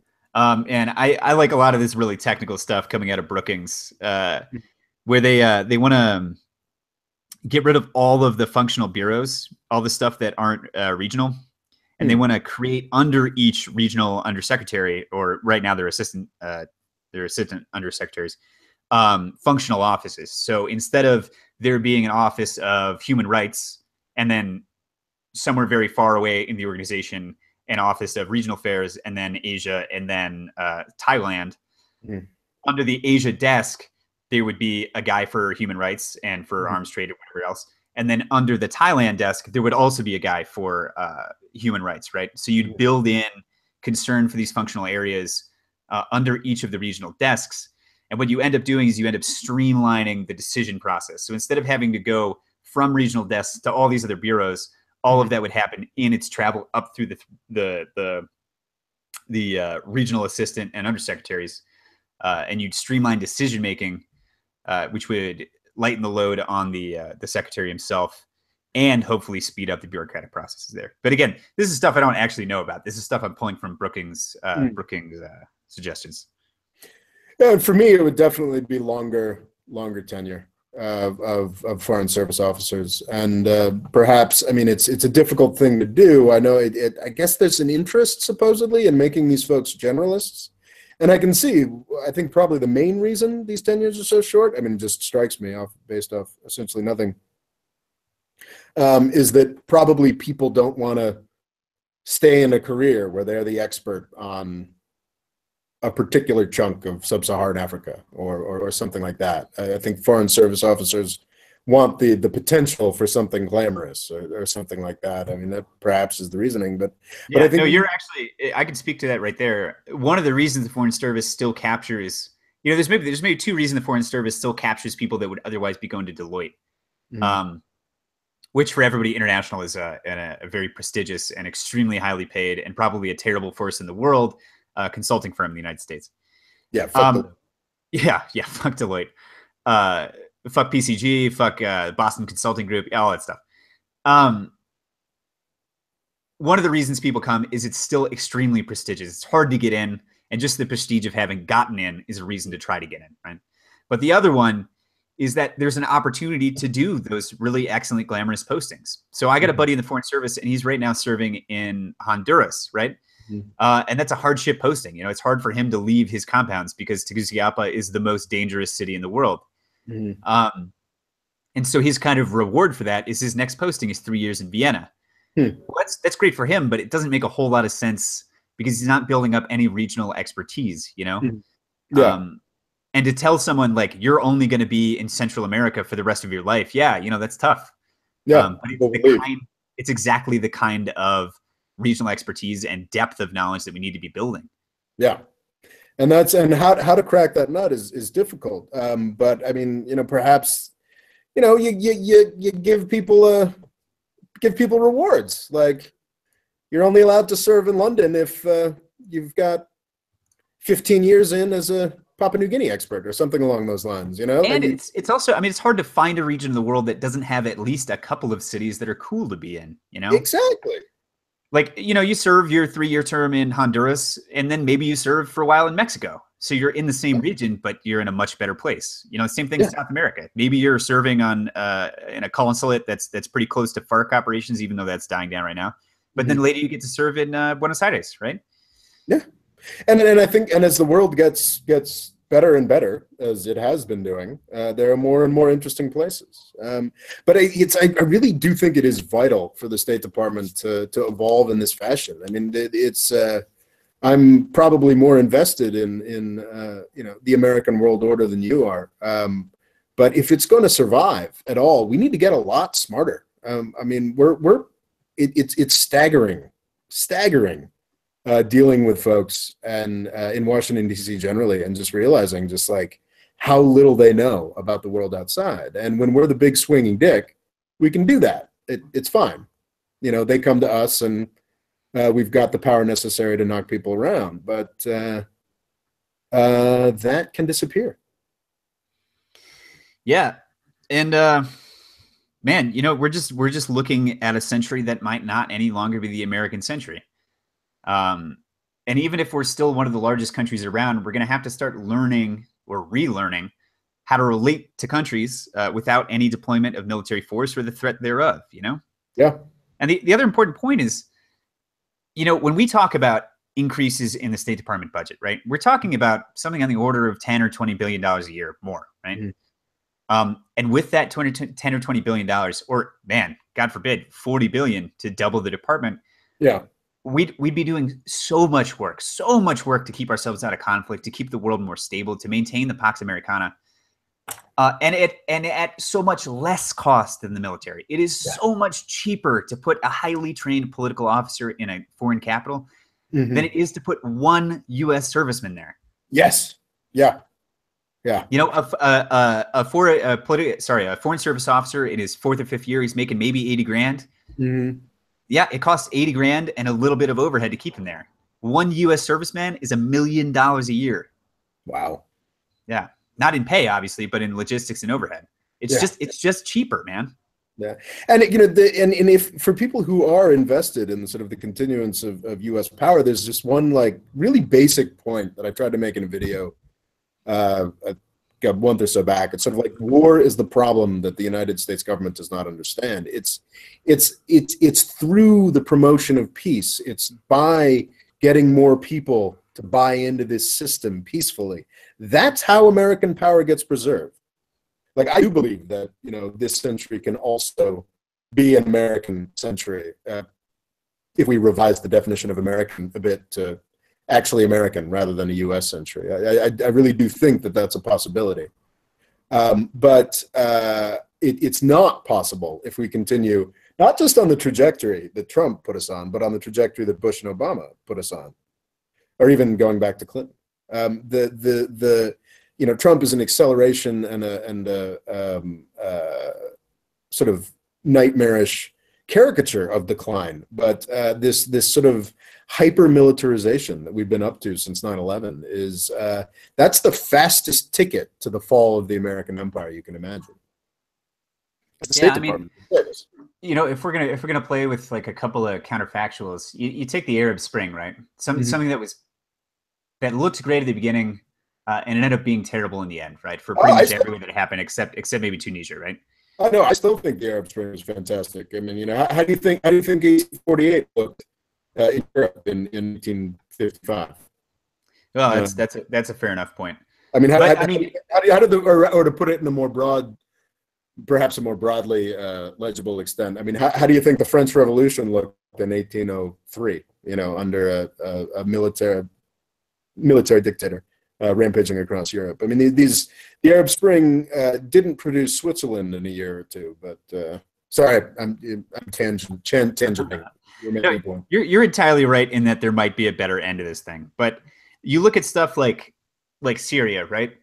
And it seems as though that you know the first really major thing we did in Syria was when we started considering sending military aid to the rebels or imposing a no-fly zone, right?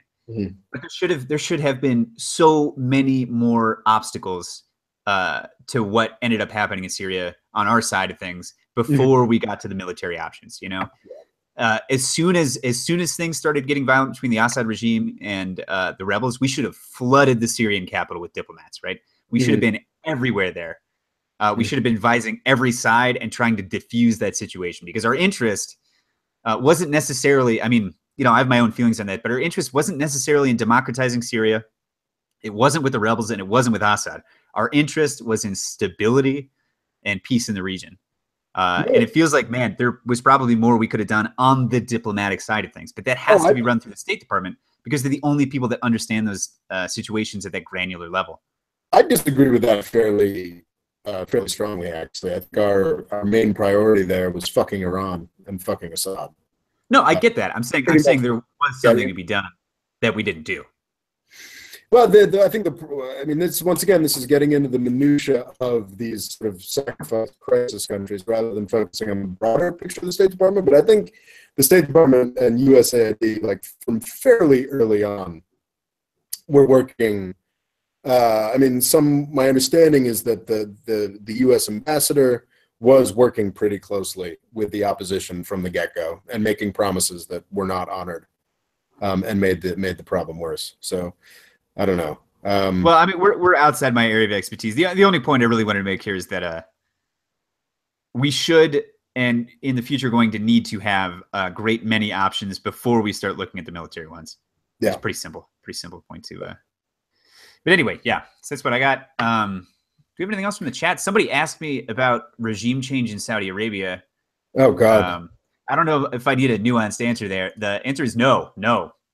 Yes. No. Speaking as a huge critic of Saudi Arabia, my answer is no.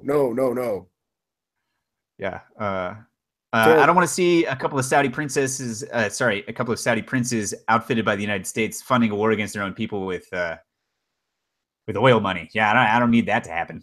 Oh, that's actually an excellent point. So sort of regime change, what I also don't want, and which is much more likely than regime change, like the U.S. trying to take down the Saudi road, that's not going to happen, is U.S. enforced regime stability. Actually, I think that's almost certainly something that we're going to see, especially in the context of the almost daily devolving Saudi regime. I think we could see large-scale state repression in Saudi Arabia, funded and supported by the United States.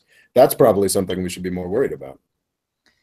I mean, in the sense that we give them their weapons and reinforce their diplomatic position vis-a-vis everything, vis-a-vis Iran and Israel. Yeah, we're already. Yeah. I mean, we're already the only thing propping up the Saudi regime. Yeah, yeah, and so I don't think. Yeah, we absolutely don't want to get in there militarily. Actually, regime change will come. I mean, a healthy change of regime will come to Saudi Arabia if we just step back. That's we don't need to do anything there. But yeah, the idea that we should get involved anywhere militarily is something I'm very strongly against. Yep, that's pretty much my feeling. The second Canada starts sending tanks over the border, then I'm going to be like all about a war. But until that moment, like I'm pretty bearish on the war market. Yeah. Do we have any other questions from the live chat? Because I think it seems like we started streaming 2 hours ago. Yeah, so we are winding down. Have we got any questions from... Conflict Inspector says, what about Lebanon? But I don't know in what context. Well, Lebanon is, I mean, that's actually a video that I'm going to have to do at some point in the next couple of days, which is actually very interesting. Is just brief aside on Saudi Arabia. It's kind of interesting how they had that sword dance thing. Trump, went his first trip internationally was to go to Saudi Arabia, and the Saudis were super excited because it seemed like Trump was all on board for all kinds of stuff. And I think Trump is, at least rhetorically, on board for screwing with Iran and getting more people. Getting, just being really aggressive about Iran. But what's fascinating is that Saudi Arabia has basically served up two great opportunities for the United States to get super belligerent against Iran. And the U.S. has just sort of whiffed on both. The first is the Qatar crisis, which Trump went ahead and endorsed Saudi action, but then Rex Tillerson and everybody else was like, no, actually, we don't want Qatar to be isolated. And just this week, the Lebanese president, I can't recall if it was the president or prime minister. In Lebanon, it's very carefully designed. Each role is assigned to a certain ethnic group. And the Sunni, whether it was the prime minister or the president, escapes me, went to Saudi Arabia, was forced to resign and read a statement about how Hezbollah and Iran had made it dangerous for him. And Saudi Arabia started making announcements like, Lebanon has declared war on us, which was quite mystifying to the Lebanese, who were sort of wondering what had happened to their president. So this is, I think, Saudi Arabia and MBS, the sort of crown prince, maybe learning a lesson that the Republican legislature and that guy who just lost in Virginia have learned, is that you can't rely on Donald Trump for anything. I think we may already be seeing a shift away from Saudi Arabia. Perhaps that's too hopeful. But I was just thinking about that today, and there may be a video coming, provided large-scale war between Saudi Arabia and Iran doesn't break out within the next week or so. Yeah, I mean, maybe that's the great hope, right? That Trump becomes so incompetent in implementing his own foreign policy that he ends up doing the right things, as long as we don't end up in a nuclear conflagration, right? Yeah. Saudi Arabia is teeing up these balls for him to hit, and he keeps whiffing, not because he doesn't want to, but because he's just too dumb to pick up on it. Yeah. Well, just specifically, I mean, with the Qatar crisis, Trump is tweeting about, he loves that Saudi Arabia has chosen to isolate Qatar, and the rest of the U.S. government is sort of working to resolve the crisis and not alienate Qatar. And what was fascinating was actually how quickly, Saudi Arabia is like, they declared war on us, and the U.S. government voiced its support for the Lebanese government and the hope that they'd be able to resolve things. And we're still a big supporter of the Lebanese army. It's kind of interesting. It's like Saudi Arabia and Israel want to throw a war, and Trump should theoretically be on board for that. But the U.S. government, perhaps because of the positive influence of what's left of the State Department, isn't biting. Yeah, pretty much. Yeah. Do you see anything else from the chat? I think I have one last. I have like a fair wrap up spiel, but you see anything else from the chat that we ought to be addressing? Let's. Why don't we do the wrap up spiel, and then we'll sort of peter off with any questions that develop during your wrap up spiel. All right. Well, so there's this idea, right? One that I think all of us felt, whether or not we love Trump, whether or not we hated Trump, that maybe one of the things that would come out of his administration is that maybe they would set fire to so much stuff that we could rebuild something better afterwards, right? We could bring up something more efficient in the ashes from what they were going to do to the federal government. And like we said, look, maybe there's a serious reorganization that we need to make at the State Department, right?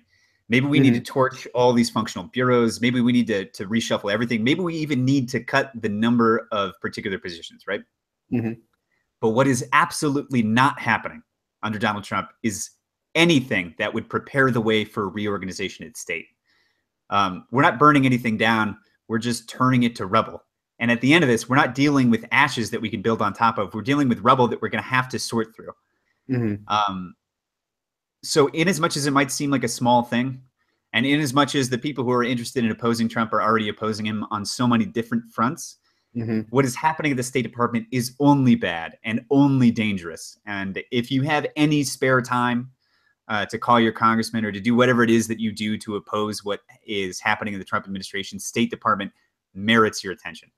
Yeah, I would absolutely agree with the State Department merits your attention. I mean, these are the guys who are going to be doing the work of keeping the United States safe in a time post U.S. military dominance. It's diplomacy that matters vastly more than the ability to blow stuff up. And actually, Saudi Arabia is a great example. I mean, I think on paper they've got the third or fourth biggest military in the world, and are quite possibly the only entity in the world with a worst set of diplomatic instincts than Donald Trump, and it is not serving them well. Yeah.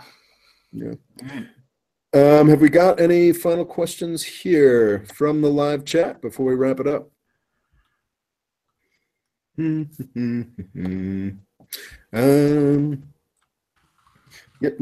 It appears not. We've got some talks about the Lebanese PM, which Prime Minister. There we go.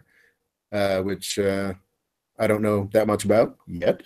Okay. Why can the U.S. not be more friendly with the actual people of countries rather than its problematic governments? That is a very big question there.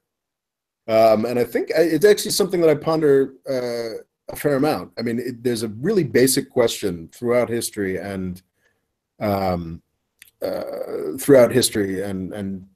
geography is, the folks on the ground really aren't all that interested in fighting, wars and stuff. It's just not really something that we're into. Yet it keeps happening for all of human history. I mean, there's very few peasants who are like, "Yay, I really want my crops to be burned and my family to be murdered." Yet this sort of thing just happens over and over and over again, and it's I don't know. That's a very big question. But at this stage of human development, I think we're going to still have to deal with people, government to government. Well, I mean, this is one of those things that actually. So since the end of the Second World War, right, there have been two different strains in American foreign policy institutions at odds with each other, right? There are the people who sit sometimes in the State Department, sometimes in the Joint Chiefs, sometimes in the National Security Council, sometimes on the operations side of the CIA or the NSA, people who want to run the world, people who want to tell other countries what to do, people who want to manage in a very controlling way the international situation, right? And these are the people who are relating with the Shahs of Iran, the heads of the Saudi government, the guys we installed in Guatemala, the guys we installed in Colombia, all these different countries, right? That's who's running that show. But there is another strain in U.S. foreign policy, right? Represented by stuff like USAID, not always, but sometimes. Represented especially by the Peace Corps. And I don't just mean the actual people working in the Peace Corps, but the kind of sentiment that the Peace Corps represents, right? Personal diplomacy to the people of a country and not to its government. And then you have political and diplomatic officers in the Foreign Service, and interestingly enough, people on the intelligence gathering versus the operations side of the CIA and our other intelligence services. Because all of those people, what they do is try to interact with the people of another state, right? And they try to influence the minds of a people of another state instead of trying to control them from the top down, or relate to only or try to install sympathetic governments. It's people who try to relate to the guys on the ground. And for an example of that we talked about really recently on my podcast, the U.S. ambassador in Tehran in 1979, he was constantly sending messages back to Washington that said, look, the political situation here is changing. There is going to be an Islamic revolution. These people are going to be in power, and our best hopes for this country are to immediately recognize them and to start working with them to improve the way the country is going to end up after this revolution, right? And guys at the top, Jimmy Carter himself and the Joint Chiefs of Staff were constantly calling this ambassador to say, hey, can we arrange a military coup to head off the Islamic revolution? And right there, you have the two different tides of U.S. foreign policy, the two different currents, right? The one that says work with what the people want to do and let them do what they're going to do with their own country, and then we can work through that situation. And guys back in Washington who want to control events. Yeah. So I think Jim Raynor came up with that. And it's that, yeah, the State Department, if we give it that impetus, is the organization that's working to work, or that's looking to work with people in a country versus the bad partners on the top of it, but only with the right impetus and only with the funding that lets them do that work. Yeah, and I got to say, the live chat's improved dramatically recently. I mean, we've got some real, like James Raynor. I think the actual way to be dominant is to be actually fair. And then we've got Jim Bob, Lord of Eskimos, coming in with the million dialogue here, being like, sadly, history seems to disagree with you. I mean, this is great stuff. And to hopefully not take us into the third hour, I do think we've got a historic opportunity at this point.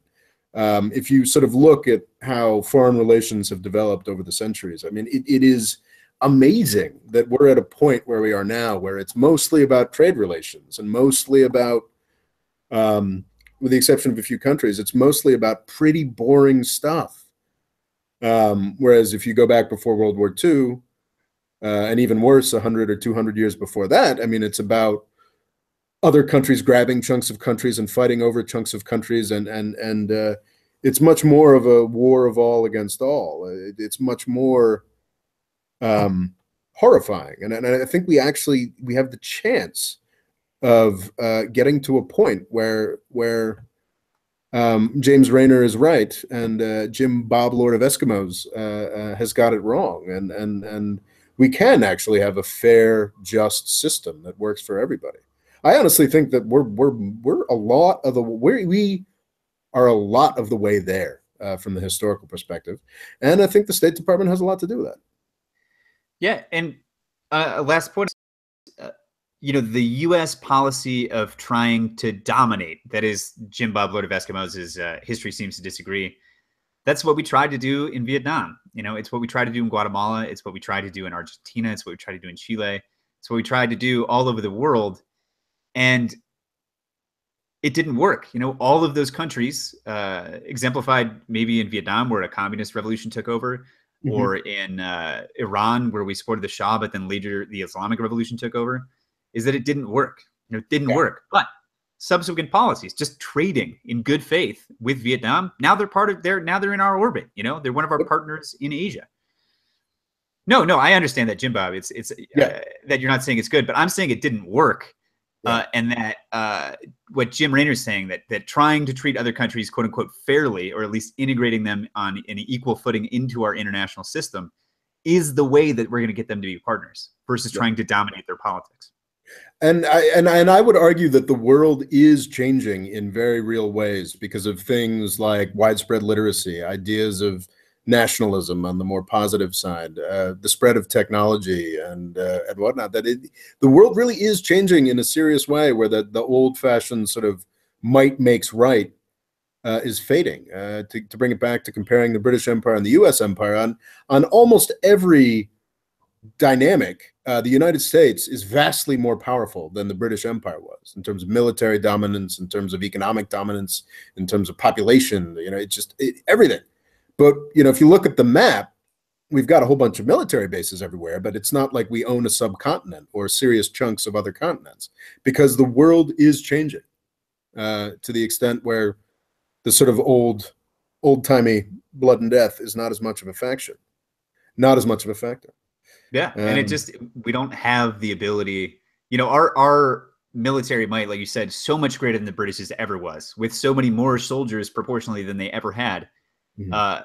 But no longer can you march in 200 guys with Martini Henry rifles and take over all of Afghanistan. You know, we're no longer living in the age of the once and future, or not the once and future king, the man who would be king. The sun never setting on the British Empire, that sort of thing. Exactly. So Aesthetic Pepe, it's an interesting name, asks, what about NATO ramping up arms in Eastern Europe? They are actively trying to escalate with Russia and the Russophobe propaganda in the US and Western Europe. And as leery as I am of completely agreeing with a guy whose name is Aesthetic Pepe, I think that's very true, and I think that's an example of exactly the sort of dynamic that John was identifying earlier, is those in the U.S. government who still think we're playing some kind of 19th century or 16th century dominance game, who want to keep fighting the Cold War 25 years later. Yeah, I mean, you know, I don't think Russia's a good faith actor in the region. I think what they did in Ukraine was wrong. But I think trying to keep NATO together as a military bloc to oppose what's going on is the perfect way to make sure that Vladimir Putin never loses his domestic support in Russia, and that he can continue to rule it and operate within it as an autocrat, you know? Yeah, and I would go further and argue that NATO expansion is the main reason that Ukraine happened. I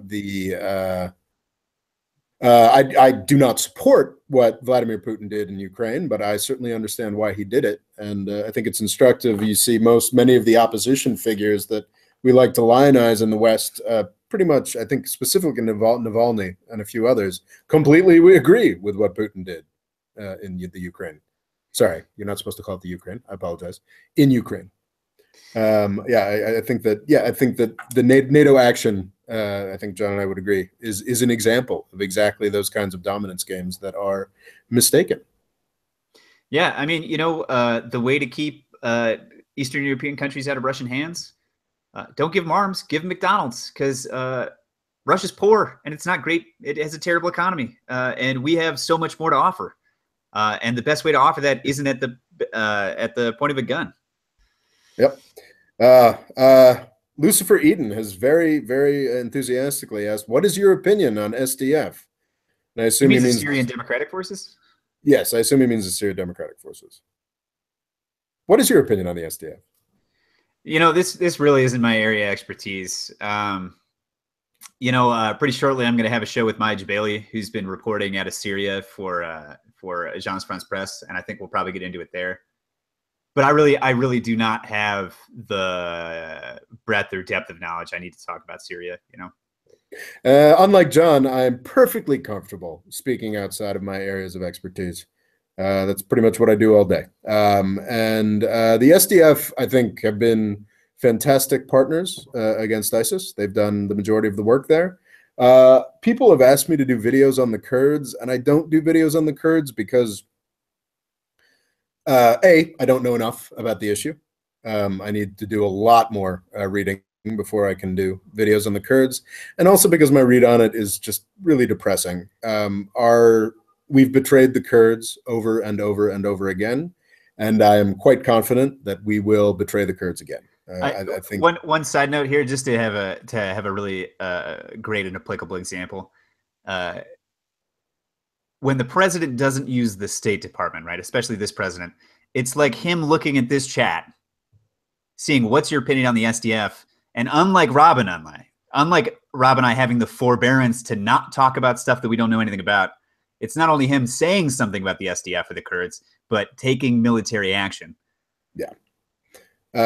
Yeah. And I think, I mean, an example of the sort of, it's great that we've wiped out ISIS by sort of more full throttle, well, almost wiped out ISIS by going more full throttle with support for the SDF.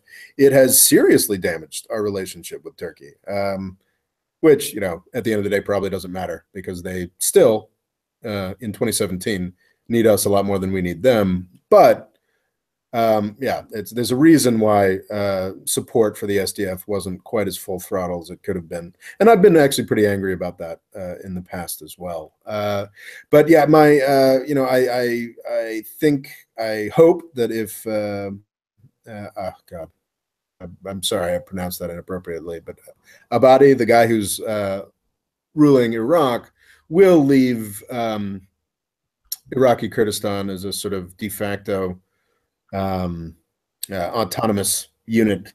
And I think Rojava probably has a similar future to the extent that it can get along with Assad. But as far as independence or whatnot, I don't hold your breath. I don't think that's going to happen.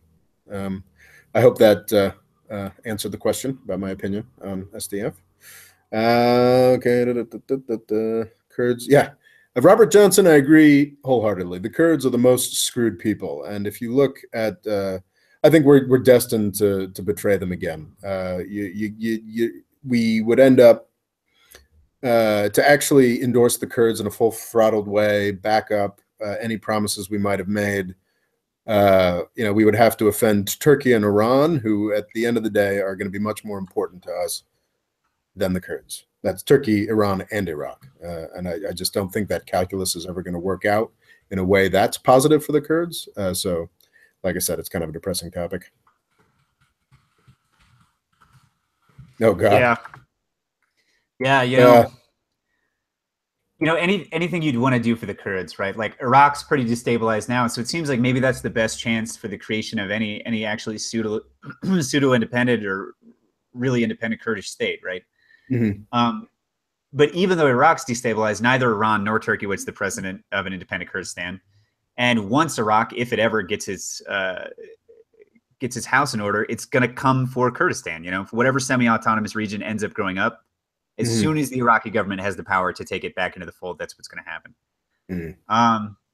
Mm-hmm. So I wouldn't be quite that negative. I think as long as they don't do another referendum or do anything stupid like that, you know, resulted in them losing a whole bunch of territory, they might be all right, but it's gonna be a sort of Scotland at best situation that could continue as long as they're not too pushy. But I don't know. I was gonna try to make some poor joke about like, let's see if we can find one last British or French mandate, throw all the people out of that one, and then move the Kurds in. Yeah. But now I'm thinking about it. Maybe like, you know, like Alabama, throw all the people out of there, move the Kurds in. It couldn't possibly go any worse than it is right now for that state, right? Yeah, I think it could. I absolutely think it could. So we've got somebody brought up the Buddhists in Myanmar and the Rohingya, which is something I need to do a lot more research on, is all I can really say about that. Yeah, I mean, I don't think we're going to get into that. I think we're getting really far afield from what was the original topic of the show. I agree. Persian guy's now asking about Iran and American foreign policy, but I think if you want to hear about that, man, we got like 3 or 4 shows on that subject. Yes, we have. We've done. So we did the one about the Politico article that was terrible. We did Iran and Saudi Arabia backing the wrong horse. So we've got 2 two 2-hour-long conversations about U.S.-Iran policy that we can point And to. I've shortly by the end of next week, I'm going to have maybe like 12 hours worth of Iranian history in my podcast. So I think we've pretty thoroughly covered that subject. Yes. Yeah. Why should there be a Kurdistan? Tamils are the largest ethnic group without a nation. That's a very broad question. Well, I mean, the first is that no number of wrongs make a right? So why should there be an independent Kurdistan? Well, just on its own, probably there should exist that thing without respect to the Tamils. Oh, I didn't necessarily, wholeheartedly endorse Kurdish independence. Like I said, I don't know enough about the issue. I'm just saying I'm not sure that the fact that they're not the largest ethnic group without a nation is the thing that necessitates. I mean, if you're going to look for arguments for independent Kurdistan, it's because they've been oppressed and systematically murdered by the governments of all three of the countries that abut the region that we know as Kurdistan. Does Iran have a particularly bad history with the Kurds as well? That's the only one. Nowhere near as bad as Saddam Hussein. But yeah, certain amount of oppression. Teaching Persian in the schools versus Kurdish and all that kind of stuff. And during the Iran-Iraq War, a whole series of independence conflicts. But no, I mean, they didn't send VX gas into Kurdish villages or anything like Saddam got up to. But I mean, that's the argument for independent Kurdistan, that they've been oppressed for hundreds of years, right? Or for 100 years at least. I don't know anything about the Tamils. Yeah, I know very little about the Tamils other than that they lost a very large civil war just 5-10 years ago, right? In Sri Lanka. Like I said, I mean, I couldn't tell you anything. All right. Any final question on the State Department? Other than that, otherwise, I think we're going to close down. And by the way, congrats to the live chat. It went from pretty awful about an hour ago to quite sensible and interesting. Yeah, way to go, guys. And this is easily the most active one we've ever had. Yeah. Yeah. Do you think MBS is going serious about a war declaration against Lebanon, or is it just war rhetoric? I think I'll probably get into that more as the situation develops. But I mentioned earlier that I think that was an offering to Trump to start some shit that was not taken up. Israel might take it up, but we'll see. Because Saudi Arabia realistically is not going to invade Lebanon. They're currently have their hands filled with Yemen. All right. All right. Yeah, the State Department chick is hot. All right. Well, on that note, I think on that dignified point, let's I think it's time to call it a day. And thanks to everyone for tuning in. Thanks to everyone who participated in the live chat, though we certainly prefer those who were civil to each other and asked real questions. Thank you. And yes, my name is Robert Morris. I run a YouTube channel called the More Freedom Foundation. I have a Patreon that would be great if folks supported. I had been living in Turkey, but I actually no longer can do that because of actually issues related to the SDF thing. We can't actually get tourist visas to Turkey anymore. I think that's going to change shortly, but to comply with the law, I have to go back to mom and dad's house. So it'd be nice if people chipped into Patreon. So maybe I could, not live at mom and dad's house. Also, please subscribe to my YouTube channel. I've got a Twitter. I've got an Instagram. I've got all kinds of stuff. That was pitch. John, would you like to do your pitch? Yeah. So I run a podcast called Safe for Democracy. And the subject of that podcast are the little known failures of American foreign policy. I'm talking about our first couple of series were on the coup against Arbenz in Guatemala and the coup against Mohammad Mossadegh in Iran. We're finishing that up. The next thing is going to be Vietnam, and it's going to be very long and I think pretty exciting and a lot more critical than the recent Ken Burns documentary, which I felt fell pretty short of the mark that it should have reached. Shows come out every week. History shows come out maybe every month and a half or so, depending on how fast I'm getting the research done. We've got Twitter, we've got Facebook, but the thing to search is Safe for Democracy. The website is safefordemocracy.com. Our Patreon is patreon.com/safefordemocracy. safe for democracy. Come listen to the show, guys. It's really good. It is great stuff. I upload videos every Tuesday. Currently on a very long series called Everybody's Lying About Islam, focused more heavily than I'd like on Saudi Arabia. Currently writing a book called Avoiding the British Empire, about how the United States Empire can avoid some of the pitfalls that the British Empire fell into. The Muhammad Ali asks, when are you going to go live next? And I think we're committed to doing these shows together more or less monthly. Is that fair to say, John? Yeah, we kind of whiffed on October for a variety of reasons. But yeah, I definitely want to do a show in December. That's for sure. Yep. Yes, indeed. All right. So thank you all very much. It has been a pleasure participating with you. And with that, I think we will sign off.